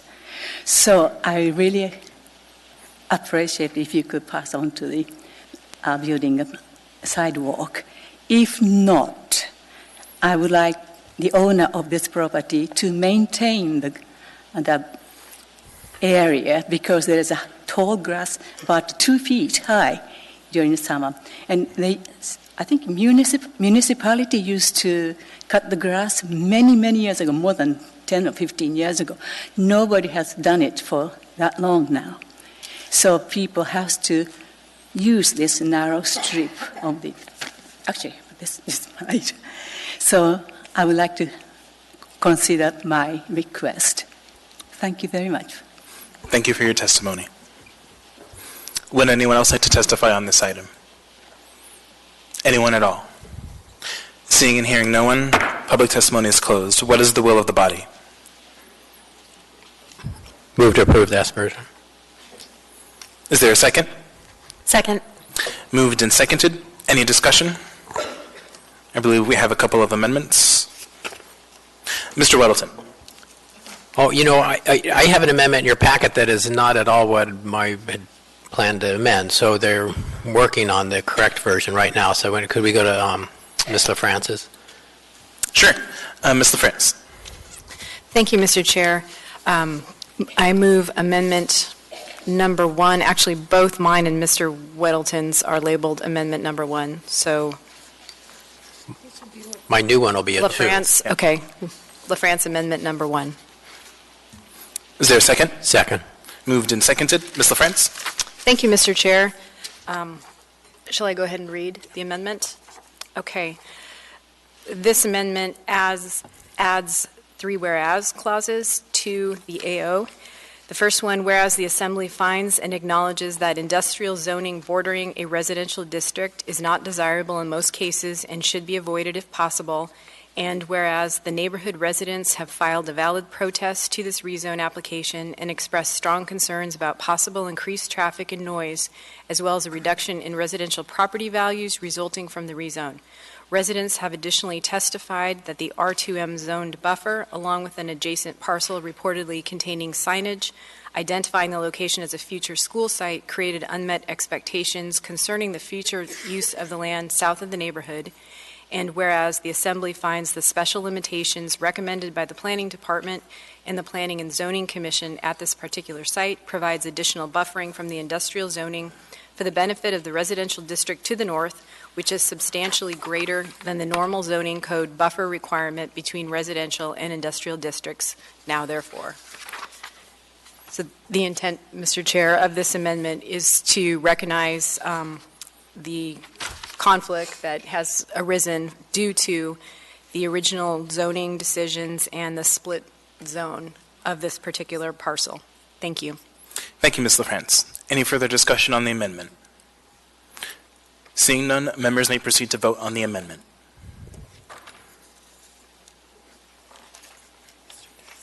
Mr. Dyson. Thank you.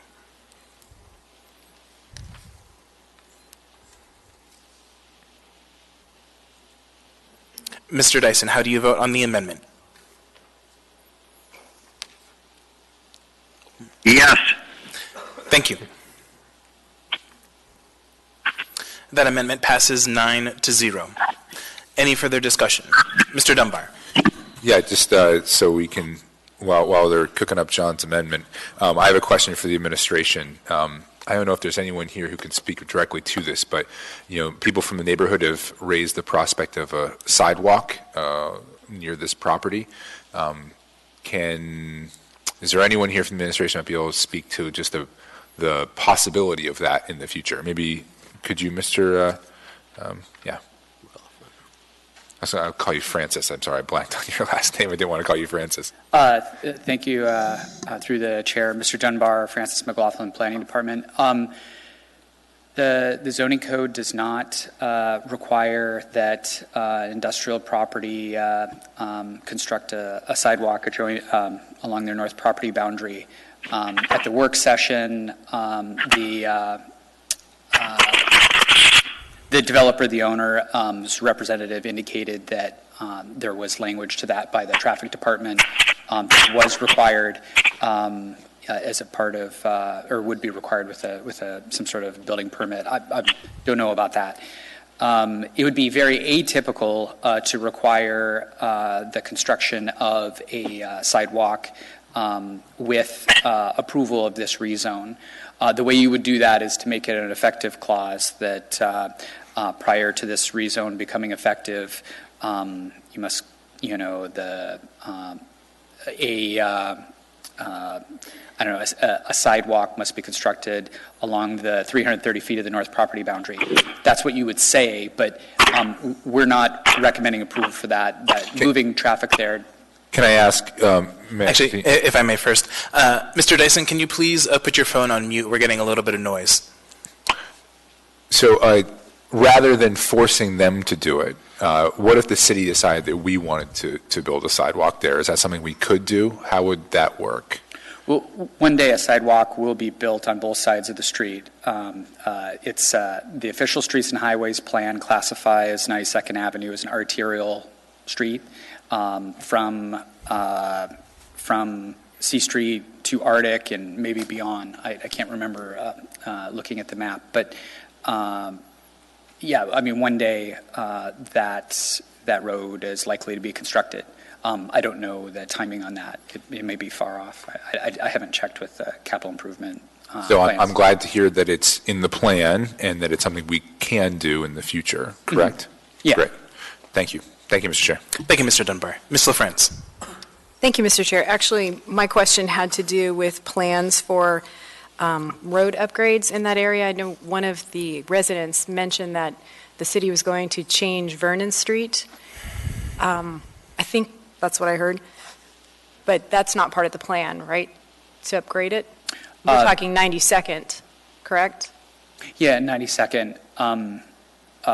Vernon Street is a local road, local residential road, and I've not heard any plan to change that. The adopted official streets and highways plan adopted by the Assembly 2 or 3 years ago, that plan calls it a local road, and I don't think that that's going to change. Okay. And the upgrade of 92nd is not necessarily to support the industrial users of that area, but to reflect the status of that road, is that correct? To bring it up to the level appropriate? You know, I don't write the official streets and highways plan. The transportation planners do that. But I mean, it's the plan for road classifications based on, you know, zoning, projected,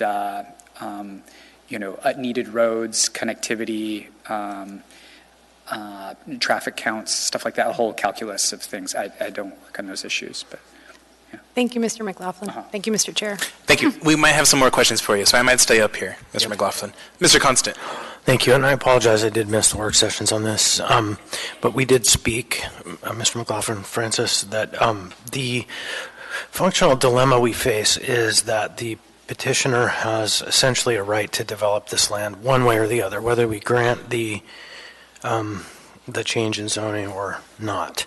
And so what are the impacts, again, just to reiterate for the membership and the public, if we allow this to happen or we don't? If the rezone is denied, it takes a vote of 8 to pass the motion because the neighbors have lodged a valid protest. So we have only 7 vote in favor, not the required 8 to pass a motion, then the property would be, potentially developed as it is. It wouldn't be able to be developed within the portion that's zoned R2M, but the rest of the lot would be developed for industrial purposes. Anything allowed under the I2 zoning district. With the approval of the rezone, eliminating the split zoning, it would, I guess, the only change would be the special limitations recommended in the ordinance, which are a minimum 6-foot tall berm within a 40-foot wide easement, and to be landscaped with screening landscaping, which is the highway screening landscaping standard of. Thank you. Thank you, Mr. Constant. Mr. Weddleton.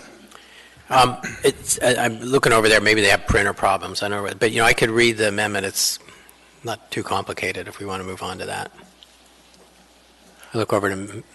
Is it about ready, Mr. Gates, or should we read it? I'm sorry, I am having printer difficulties, technical problems. We're trying to resolve it now. Can I read it? And, let's read it. If that doesn't work, we can wait or so. So this is the Weddleton Amendment 1, and if you look at Section 2, and it'd be the second page, page 2, and basically I'm replacing B and C. The wording that, anyway, I'll read it and then we'll discuss it.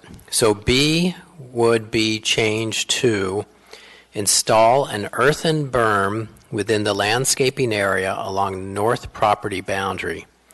The berm shall be a minimum of 6 feet in height in perpetuity, except where access is needed for a driveway. C would be replaced with, commercial vehicles are prohibited on Vernon Street as required by AMC 9.46.410, trucks prohibited on certain streets, use of truck routes. Thank you. Can I get a second? Second. Thank you. Go ahead, Mr. Okay, mostly this is just for clarity because the wording that was presented to us is what came from the Planning and Zoning Commission, and they were kind of mocking it up at the last minute at their meeting. And things like vegetation that unless otherwise preserved is a puzzling phrase, and I think I know what it means, but it's not, it's garbled. So basically, my changes to B just say what apparently they mean much more clearly. And then C is just very broad. Vehicular access to residential streets is prohibited. Well, that would mean cars can't use the street. Well, that doesn't make sense. But what the real issue here is should big trucks be driving on Vernon, and that would not be appropriate. There are, the traffic engineer can give permission for big trucks to use neighborhood streets if they find it's necessary and so on. And I think it's important to have it very clear in here with the new wording so it signals any traffic engineer saying no, not on Vernon. So it kind of raises the bar, I think, substantially more by calling it out. Thank you, Mr. Weddleton. Madam Clerk, do you have a clear understanding of the amendment? Yes, Mr. Chair. It's we have the there you go. Oh, perfect. So for the public, and we'll make sure that we get the correct in the amendment. Great. Any further discussion on the amendment? Seeing none, members may proceed to vote on the amendment. I'm going to need to catch up with you and get Mr. Weddleton's motion. Mr. Chair? Yes, Mr. Dyson. Yeah, I would like Mr. Weddleton or someone else to comment on whether or not the petitioner for the rezone is aware of the amendments, or at least their content. I haven't let them know, but they don't really change the. They just make clear what's already in there. It doesn't change any requirements on them. All right, thank you. Thank you, Mr. Dyson. Yeah, members may proceed to vote. Mr. Dyson. Yes. Thank you. That amendment passes 9-0. We now have the main motion before us. Any further discussion? Ms. LaFrance. Thank you, Mr. Chair. Just to note that these situations are particularly unsatisfying to me.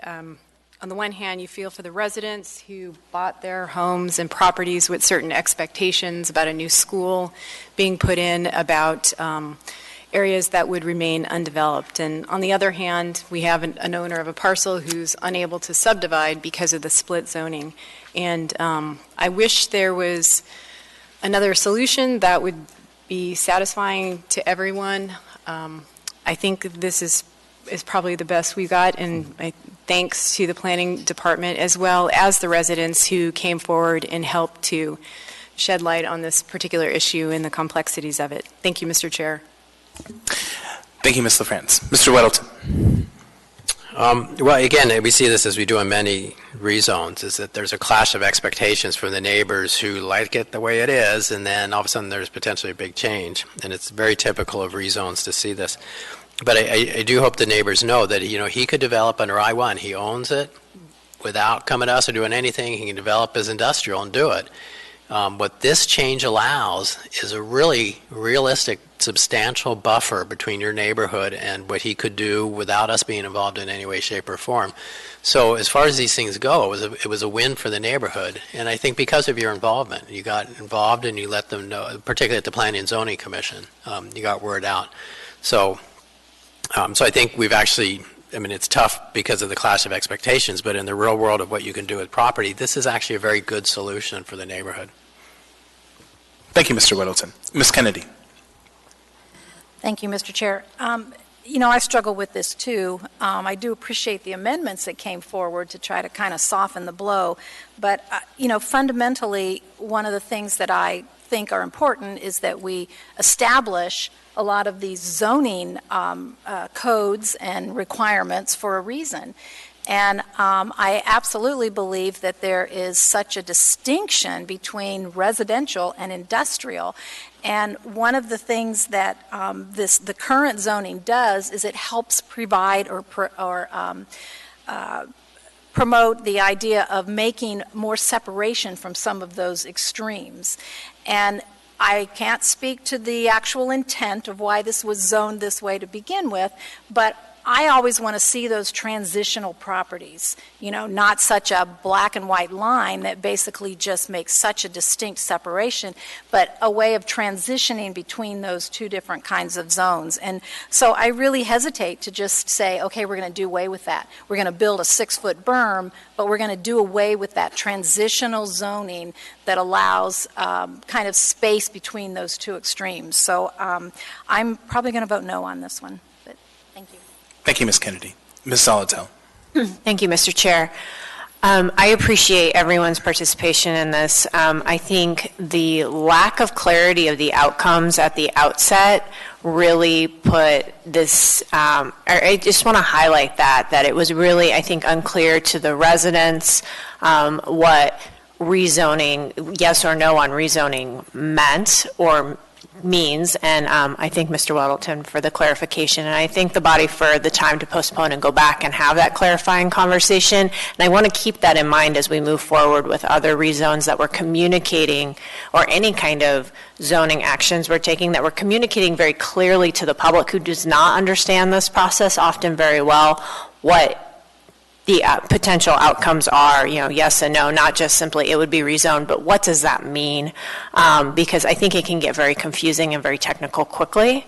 I don't like the choices that we have before us. I agree it is a conflict, but I do agree, as Mr. Weddleton pointed out, this is the best outcome with to approve the rezone so that we can get these additional amenities. And again, I'm going to keep encouraging you to the residents to talk to the community council to get you know, the sidewalk and the traffic calming on their radar for the capital improvement projects. Thank you, Ms. Zolotel. Mr. Weddleton. Thanks. I'm going to make a pitch to get Ms. Kennedy's yes vote. You know, on paper, you look at it and you do see a transitional buffer, and I think that was the intent when they did it. You don't have industrial next to residential, so they put this little strip in there. But the reality is that did not provide any kind of buffer. It looked good on paper, but in reality, it's flat with the rest of the property.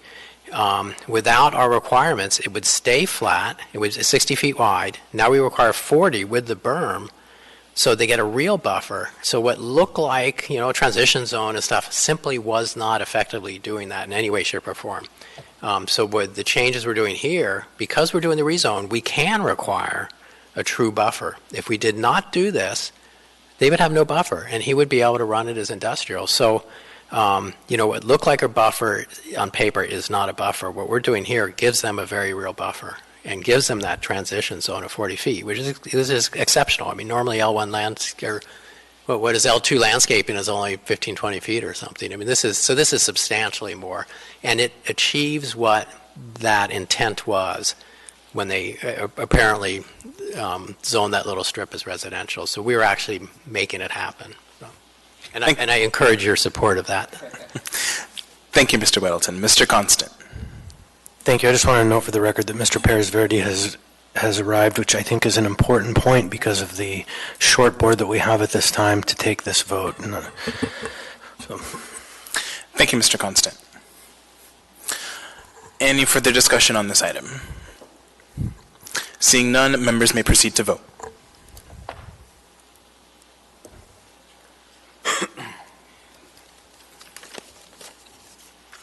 Mr. Dyson. Yes. Thank you. That passes 9-1. Not persuasive. We now have before us item 13C, ordinance number AO 2019-44, an ordinance of the Anchorage Assembly amending Anchorage Municipal Code sections 2.30.035, 2.30.060, and 2.30.065 regarding assembly procedures for agenda items. Assembly Chair Croft. Before I open up public testimony, also want to state for the record that our intent is to postpone this item indefinitely, and we are reintroducing a new ordinance that will cover this and other assembly procedural topics.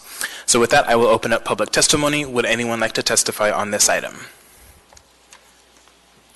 Anyone at all?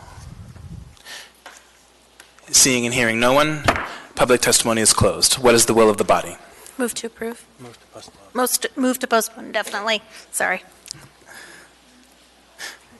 And moved and seconded by Mr. Constant. Any discussion on this? Seeing none, Ms. Gwen Davidson. Thank you, Mr. Rivera, and sorry for that mess up. Thank you, Mr. Constant, for always keeping me in line over here. I just wanted to echo what you said, that we've been working through a comprehensive review of assembly procedures that has involved several discussions with this whole body, mostly at work sessions, which we have every Friday, most Fridays. And before I joined the assembly, I didn't know that we did that. A lot of the discussion and debate actually happens at work sessions. So if you're interested in a particular item, just keep an eye on our website to be sure you can engage with us. But we will be bringing back a more comprehensive version of this with a lot of input from the body here and the public, and also from our attorneys. Thank you. Thank you. Mr. Rivera? Thank you, Madam Vice Chair. Also wanted to echo Ms. Quinn Davidson and thank my colleagues for using this very thoughtful approach both to this ordinance and the prior Tobacco 21 ordinance. I believe we are developing a process that will help us to do our work much more efficiently. It will make a better and more transparent public process. So thank you so much. Thank you, Mr. Rivera. With that, I don't see any further discussion. Members may proceed to vote. Mr. Dyson, on the motion to postpone indefinitely. Thank you. That motion passes 10-0. We now have before us item 14A, resolution number AR 2019-147, a resolution of the Anchorage Municipal Assembly naming the South Anchorage Bike Park after Jeff Dusenberry. Public testimony is now open on this item. Would anyone like to testify?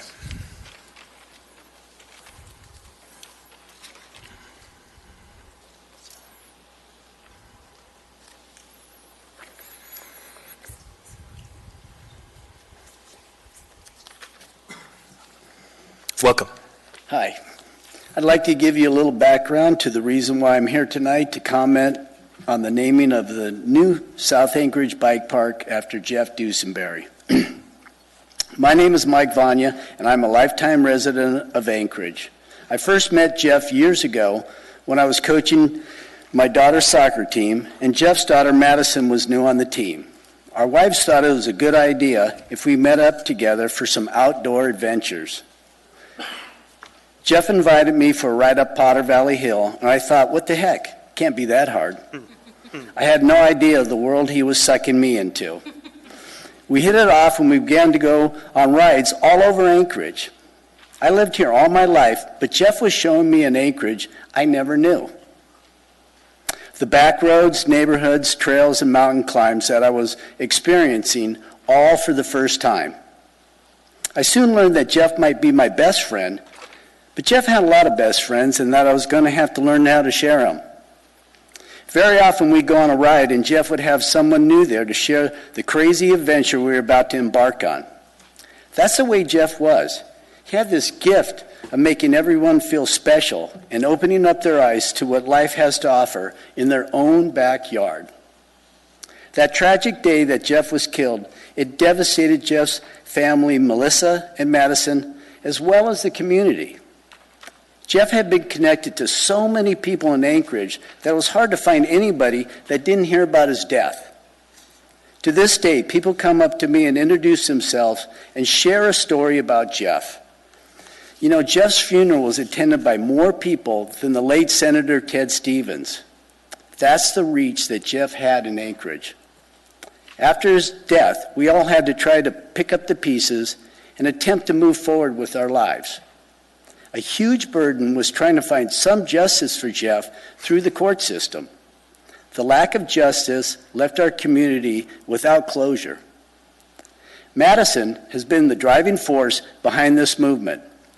She wants her dad to be remembered in our community for the long-term positive impact he made, not the circumstances surrounding his death. Over a year ago, we started a quest to change the name of Spruce Park where Jeff was killed. Luckily, it didn't work out. Though Jeff lived near Spruce Park, we realized it didn't represent who he was as a person, and the park carried a lot of negative emotions with it. Because with the help of Rosa, we turned our attention to the new bicycle park that is being built this summer in South Anchorage. Biking was Jeff's passion, and he made a huge impact in the lives of cyclists, both beginner to experts, kids and adults. It was like the stars had finally aligned, and we knew that this was the right place for Jeff's legacy. You know, just because you build something doesn't mean it'll be utilized. Just because you provide the public an opportunity doesn't mean they'll show up. Anytime. Sir, actually, your time is up, but I have a question that I think might help. Mr. Dunbar. Sir, do you have anything else you'd like to add? Yeah, I can wrap it up. If you want people to check out this new bike park because they knew Jeff, put Jeff's name on it. If you want businesses and people to donate money in support of this bike park, put Jeff's name on it. If you want people to roll up their sleeves and volunteer to help build this new bike park, put Jeff's name on it. If you want people to take care of this new bike park, once it's built, to patrol it, to clean it up, to upkeep it for future generations, put Jeff's name on it. Finally, if you want to help in healing the wounds of this community, to tell Anchorage that although Jeff Dusenberry is gone, he is not forgotten. Put Jeff's name on it. This is a win-win. Thank you for your time. Thank you. Would anyone else like to testify on this item? Welcome. Thank you. My name is Will Ross. I was lucky enough to grow up in the Anchorage bike community.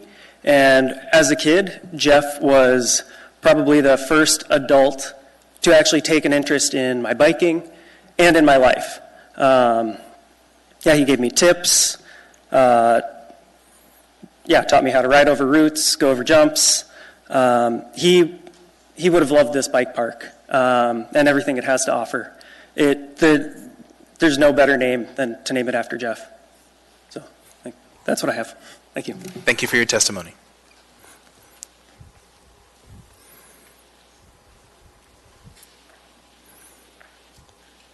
Welcome. Thank you, sir. Jeff was my friend. And his Could you speak into the enthusiasm- microphone, please? Jeff was my friend, and his enthusiasm and spirit is still here, carrying us up the most gnarliest technical climbs of life and watching over us on the way back down. We miss him. It would be a great attribute to the community to have this park named after him. Thank you. Thank you for your testimony. Could you actually state your name in the record, please? I am Jim Bowron. Thank you so much.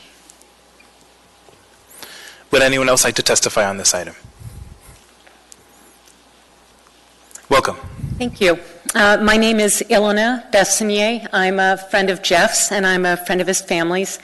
The main reason why I think naming this park after Jeff is a good idea is the last 4 to 5 years have been focused in great measure upon his death, the trial, court proceedings, and trying to find or finding that that's sort of the definition of who Jeff has become. It's the end of his life as opposed to how he lived his life and what he did with his life day in, day out. The park is a perfect opportunity to take everything about this person and celebrate who he is, what he gave to the community, what he represented to his family and to his friends. And I think it's the perfect opportunity to take something that has been a really horrendous event in many people's lives and to create an incredibly beautiful and positive thing out of it. So thank you. Oh, and did I say my name? I believe you did at the beginning. Yeah. Thank you. Thank you for your testimony. Welcome. Mr. Chair, Assembly members, thank you. My name is Peter Van Tyne. Along with Mike Vanya, who spoke, and Will Ross, I'm on the naming panel for the Jeff Dusenberry effort. And I want to thank you for your consideration of this resolution. This process has been very positive for us when we've come and spoken to community councils or Parks and Rec Commission or with people in the community, whether it's in person or through social media. We've had nothing but really, really positive feedback on this part of it. You can see why from some of the comments that came here. Jeff was one of the most humble people you'd ever met, but one of the most rock solid people you'd ever meet as well. And to do this for South Anchorage, I think Mike Vanya said it best. It'll go down for a long time as a community-supported, wonderful place to be. So thank you for your consideration. Thank you for your testimony. Would anyone else like to testify on this item? Anyone at all? Seeing and hearing no one, public testimony is closed. What is the will of the body? Move to approve. Second. Moved and seconded. Mr. Dunbar. Thank you. I guess I want us to start by thanking the naming panel for the work you did on this. We went through one of these not too long ago in East Anchorage. I know it takes longer than you'd expect. It's a lot more work, but it seems like you have found a way to pay tribute to a really tremendous person in our community. So I just want to say thank you for there. I didn't have the pleasure of meeting Jeff while he was still with us, but it seems like this is a great step that you're taking, and we hope to pass it tonight. Thank you. Thank you, Mr. Dunbar. Ms. Quinn Davidson. Thank you, Mr. Chair. I just wanted to echo what Forrest said, and people sometimes ask us, like, how do you go and sit through these meetings on Tuesday? And it's because of stuff like this, because you all are inspiring, and it's incredible what you've done, and obviously Jeff's legacy lives through you. So thank you, and I'm looking forward to voting yes. Thank you, Ms. Quinn Davidson. Mr. Weddleton. Oh, thanks. I did a lot of biking. I raced with Jeff occasionally, but got to him a little bit. We went to Kivalina together many, many years ago for Operation Santa Claus, and they had, besides Jeff, 3 very popular people there, Santa Claus and Bristol and Sarah Palin. So it was an interesting trip. So I definitely support this. I think it's a great tribute to Jeff, and also it is going to be the whole park's going to be amazing, and this bike pump park thing is going to be just brand new for Anchorage and really exciting. I do want to highlight one thing because it's in my area. In the community council, the Bayshore Clat did not support this, and it was a little puzzling, though. Their communication was not through a resolution. There was no indication there was ever a vote on it. It was just letters from the chair. And if there was, if he's listening or anyone from Community Council land is listening, there is sort of a protocol on these things, and that is to have an official resolution stating your position, stating why, and indicating how many people were at the meeting, how many voted yes, and how many no. And without that, we really have it's just hearsay from the Community Council. So there was some opposition at some level, but it's really unknown to us how much. But I think clearly from the information we've gotten and emails and some phone calls and from this group, there's tremendous support to name this after Jeff. So I'm definitely on board. Thank you, Mr. Weddleton. Mr. Constant. Thank you. Ms. Quinn Davidson just whispered in my ear a question that I didn't have an answer to, but I know someone here does. John, you're called back up again one more time. Can you describe for us the nature of this bike park that we are now naming, or hopefully naming after Mr. Dusenberry?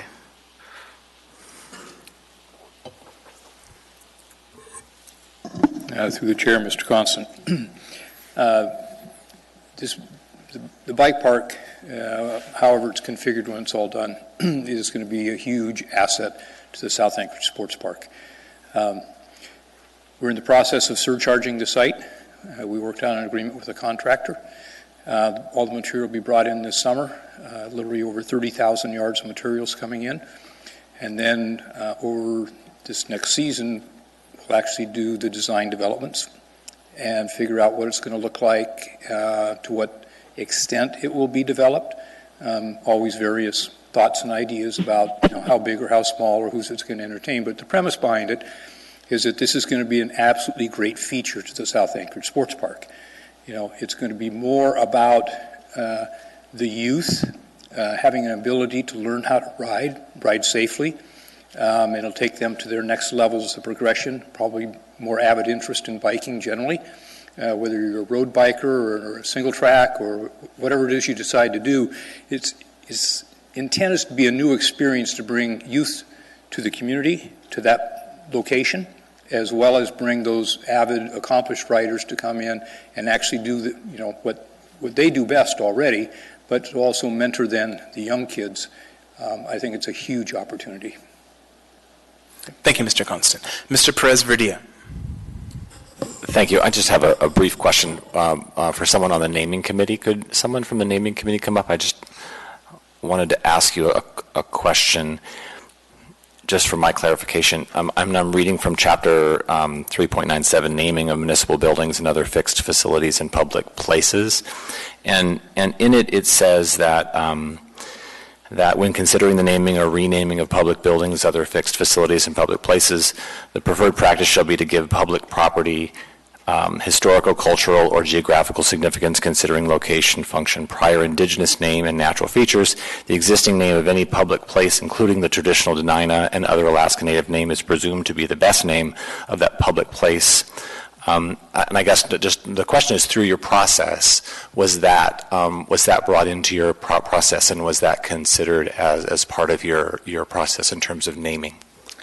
Yes, it was. Thank you, Mr. Chair. The feature within the South Anchorage Bike Park is what we're aiming to have you support with Jeff Dusenberry's name. And as we understood it, that distinction between the name of the whole park and the feature is substantial in this regard. And with that, the community spirit that Jeff evokes, we think encompasses everyone of all backgrounds through time because of the man he was. So. Thank you very much. Thank you, Mr. Chair. Thank you, Mr. Perez-Verdia. Mr. Constant. Yeah, just a recommendation then on that note, since the topic came up. Once this starts to move closer to reality and we have plans and everything, it wouldn't hurt to reach out to the Eklutna people and tell them your story and ask them what their thoughts are, because they might also have a complementary name that would be fitting and also kind of achieve some magnanimity towards the spirit of Jeff. With the chair's permission, that's a wonderful idea, and I'm sure the full naming panel will support that. So thank you very much. Thank you. Thank you, Mr. Constant. Seeing no further discussion, members may proceed to vote. Mr. Dyson. Yes. Thank you. That is approved 10-0.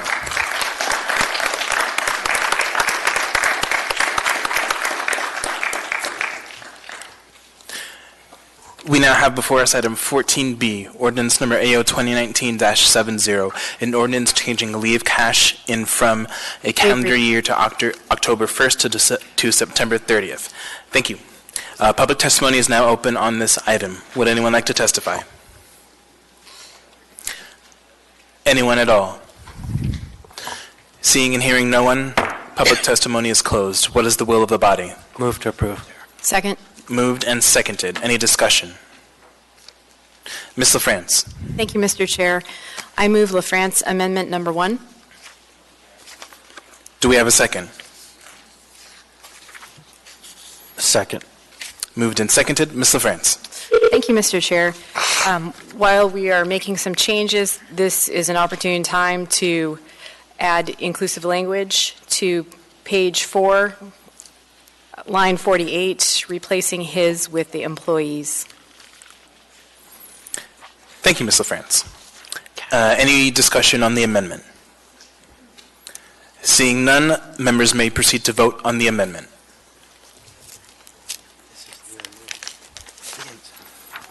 Mr. Dyson.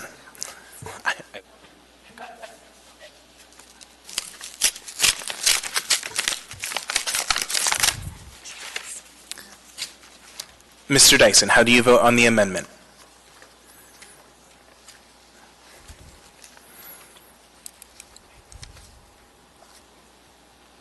Okay. I guess just, absent. That amendment passes 9-0. We are now on the main motion. Any discussion on the main motion?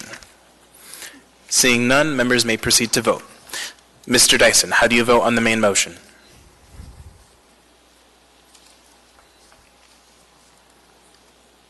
Go ahead, mark him as absent.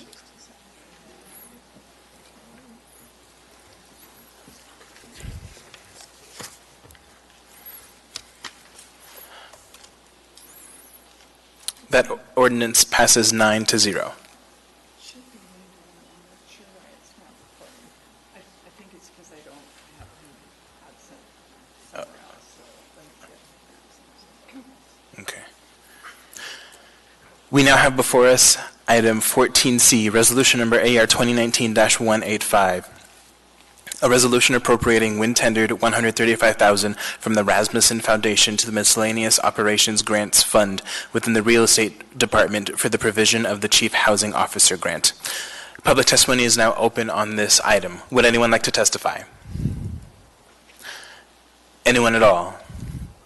Seeing and hearing no one, public testimony is closed. What is the will of the body? Move to approve. Second. Moved and seconded. Any discussion on this item? Mr. Dunbar. Yeah, I just wanted to really quickly say thank you to the Rasmussen Foundation for continuing to support our work. I know Mr. Welton does this occasionally, but I think it's important that we say thank you when someone steps up like this. And Rasmussen Foundation does a lot of great work, but they get a lot of bang for their buck out of this. Thank you. Thank you, Mr. Dunbar. Mr. Constant. Well, since we're doing that, we might as well bring down Ms. Ward for a minute, since we're talking about her funding source. And she stuck around. So, Robin, now you embark on the next phase of your adventure as the real estate director and the housing policy coordinator. Tell us what your vision is for the next phase. Through the chair, Mr. Constant, and all assembly members, it is a continuation of what I do on a daily basis. Housing is absolutely my passion. I have the grand opportunity of being the real estate director, the executive director of the Heritage Land Bank, which is our vacant land inventory, and being the chief housing officer for the mayor. So I have the best of all opportunities to increase our housing stock, improve our housing stock, and house our homeless. So we're looking for everything, from good relationships to making more land available, to incentives to help our developers on the market side develop more, to have our developers be able to subdivide and be able to handle the overhead. There's more ideas than I could ever implement, and if I didn't have all of those, the mayor has many more too, but I'll do everything I can to justify the position. Thank you, Mr. Constant. Thank you. Seeing no further discussion, members may proceed to vote. Mr. Dyson.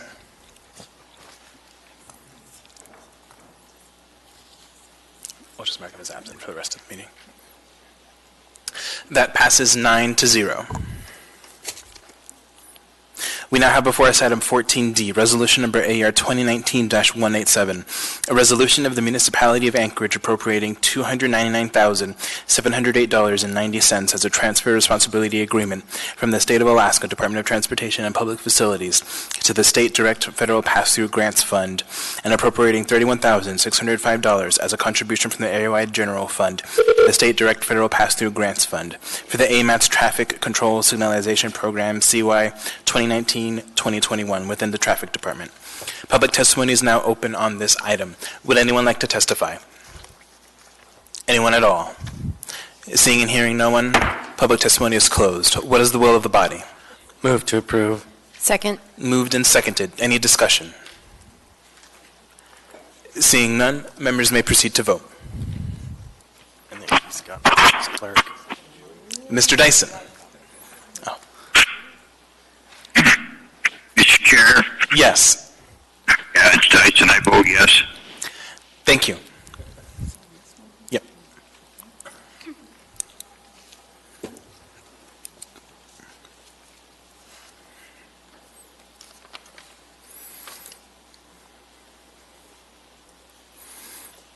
That resolution passes 10-0. We now have before us item 14E, ordinance number AO 2019-55, an ordinance of the Anchorage Assembly amending certain sections of Anchorage Municipal Code, Chapter 14.70, to include electronic smoking products and products containing nicotine within the prohibitions on possession and sales of tobacco products. Waive reading. Thank you. Before I open public testimony, just want to state for the record, it is also our intent to postpone this item indefinitely, as it will be wrapped in an omnibus ordinance that will be introduced shortly. Public testimony is now open on this item. Would anyone like to testify? Anyone at all? Seeing and hearing no one, public testimony is closed. What is the will of the body? Move to postpone indefinitely. Second. Moved and seconded. Any discussion on the motion? Seeing none, members may proceed to vote. Mr. Dyson.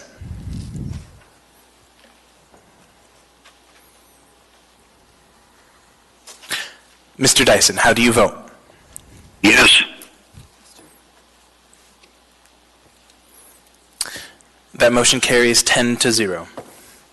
We now have before us item 14F, resolution number AR 2019-196, a resolution of the Anchorage Municipal Assembly stating its conditional protest regarding a new beverage dispensary tourism liquor license number 5794 and restaurant designation permit for Midtown Hotel Investors, LLC DBA Hyatt Place Anchorage. Waive reading. Thank you. Public testimony is now open on this item. Would anyone like to testify? Anyone at all? Seeing and hearing no one, public testimony is closed. What is the will of the body? Move to approve. Second. Moved and seconded. Any discussion? Seeing none, members may proceed to vote. Mr. Dyson. Yes. Thank you. That passes 10-0. We now have before us item 14G, resolution number AR 2019-202, a resolution of the Anchorage Municipal Assembly approving an alcohol special land use permit for a beverage dispensary tourism use and license number 5794 for Midtown Hotel Investors, LLC DBA Hyatt Place Anchorage. Waive reading. Thank you. Public testimony is open on this item. Would anyone like to testify? Anyone at all? Seeing and hearing no one, public testimony is closed. What is the will of the body? Move to approve. Second. Moved and seconded. Any discussion on this item? Seeing none, members may proceed to vote. Mr. Dyson. Yes. Thank you. That passes 10-0. We now have before us item 14H, resolution number AR 2019-203, a resolution of the Anchorage Municipal Assembly approving an alcohol special land use permit for retail sales of alcohol with brewery license number 5766 for On-Site Brewing Company, LLC DBA On-Site Brewing Company. Waive reading. Thank you. Public testimony is now open on this item. Would anyone like to testify? Anyone at all? Seeing and hearing no one, public testimony is closed. What is the will of the body? Move to approve. Second. Moved and seconded. Any discussion? Seeing none, members may proceed to vote. Mr. Dyson. Yes. Thank you.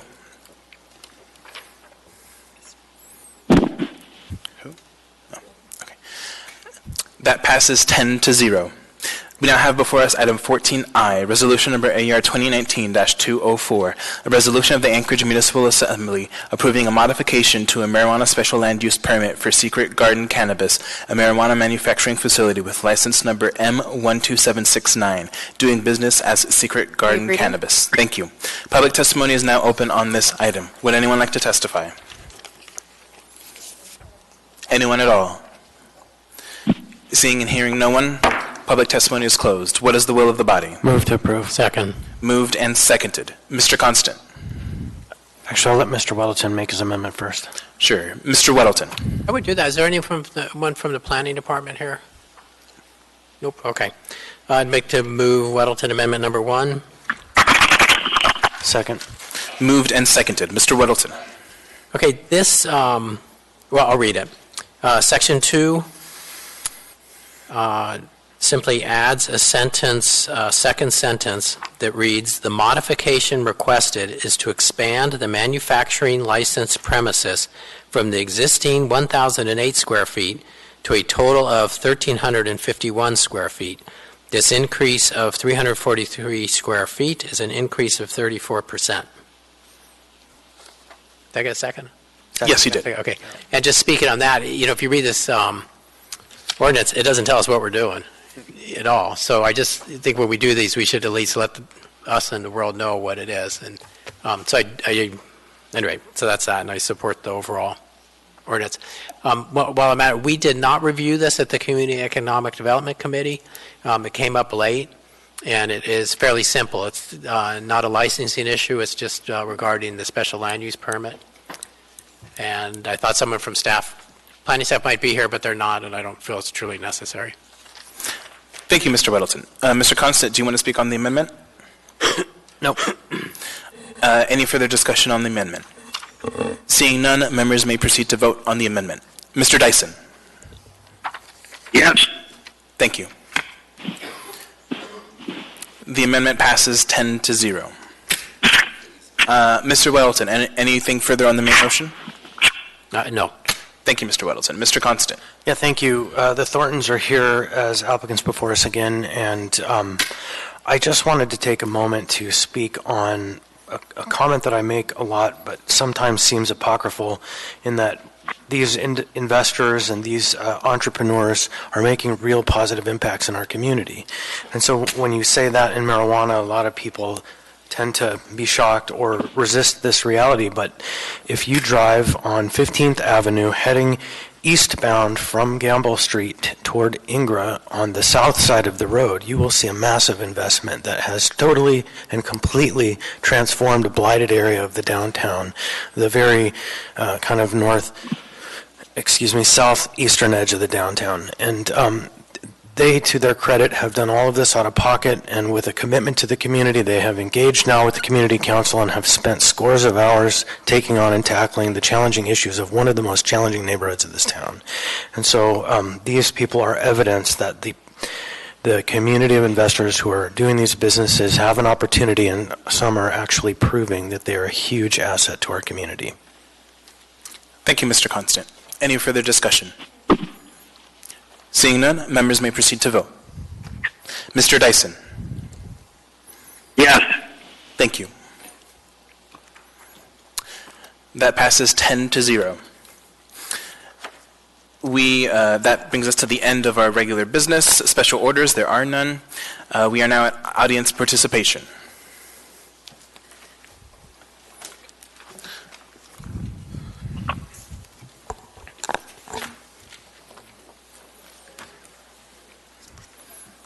Welcome. Little humor on your part. My name is Ronald Leva. I'm here tonight to kind of review today's headlines, but more importantly, I want to document for the record some of the unsanitary conditions that exist in the area of my properties, Beans Cafe, Brother Francis, and the bus stops. And I think this area is in great need of disinfecting.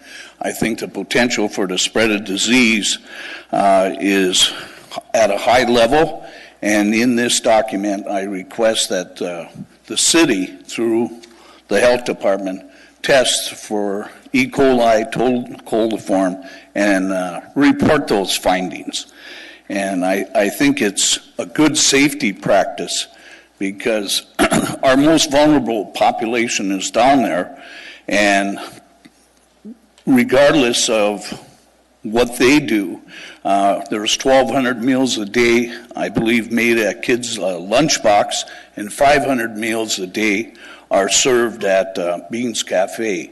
Any contamination, salmonella, etc., would put this vulnerable and weak population at high risk. So I highly recommend that that is done. Now, I believe I'm repeating the request, because the homeless coordinator testified that she could not recall if I made this request in the past. So I think that's real important. And then the other things, I want to let you know that I did investigate through planning and zoning, the code enforcement, the violations of the conditional use of the Brother Francis shelter. And Daryl Hess reported back, but when you bring these to code enforcement, they will not enforce them. It's just a no action regard. What you have down there is a sacred call, untouchable by any enforcement. So I included, and you can do your own investigations, the daily litter patrol, what is mandated in their conditional use in that route. And on the way over, I hate to tell you, I watched a guy urinate into the street, but the amount of garbage that's left there beyond a day is just, you might as well move the landfill to that area.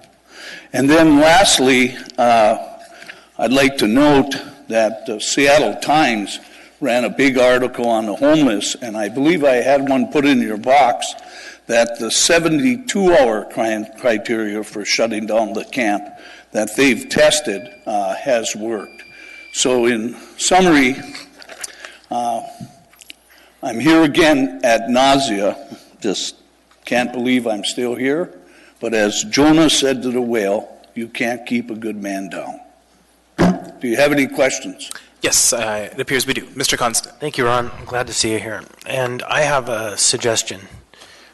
Take some newspapers that are date specific and set them out in the places that they claim to be cleaning. And then take daily photographs on how many days go by that they don't get cleaned up.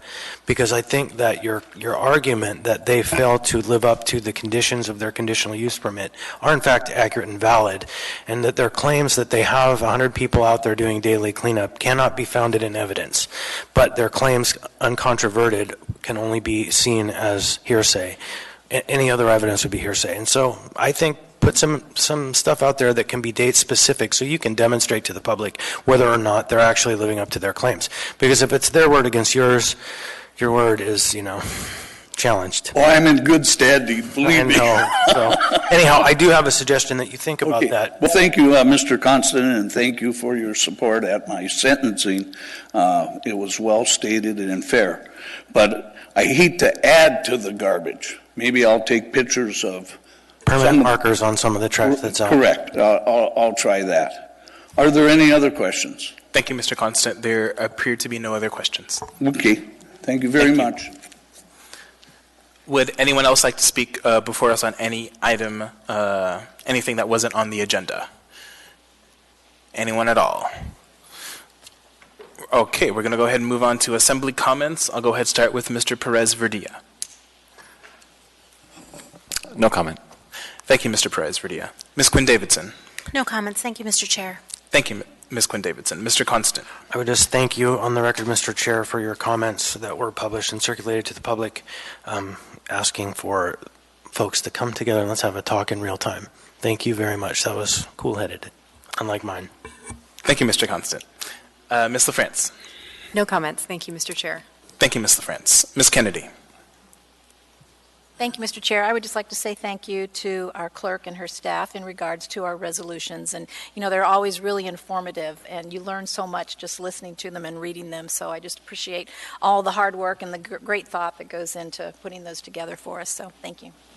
Thank you, Ms. Kennedy, and thank you to the clerk's office. Mr. Dunbar. No comment. Thank you, Mr. Chairman. Thank you, Mr. Dunbar. Ms. Zalatel. No comment. Thank you, Mr. Chair. Thank you, Ms. Zalatel. Mr. Weddleton. Thank you, Mr. Weddleton. Mr. Dyson. No comment. Thank you, Mr. Dyson. We're on adjournment. Would anyone like to make a motion to adjourn? Move to adjourn. All right, we are adjourned.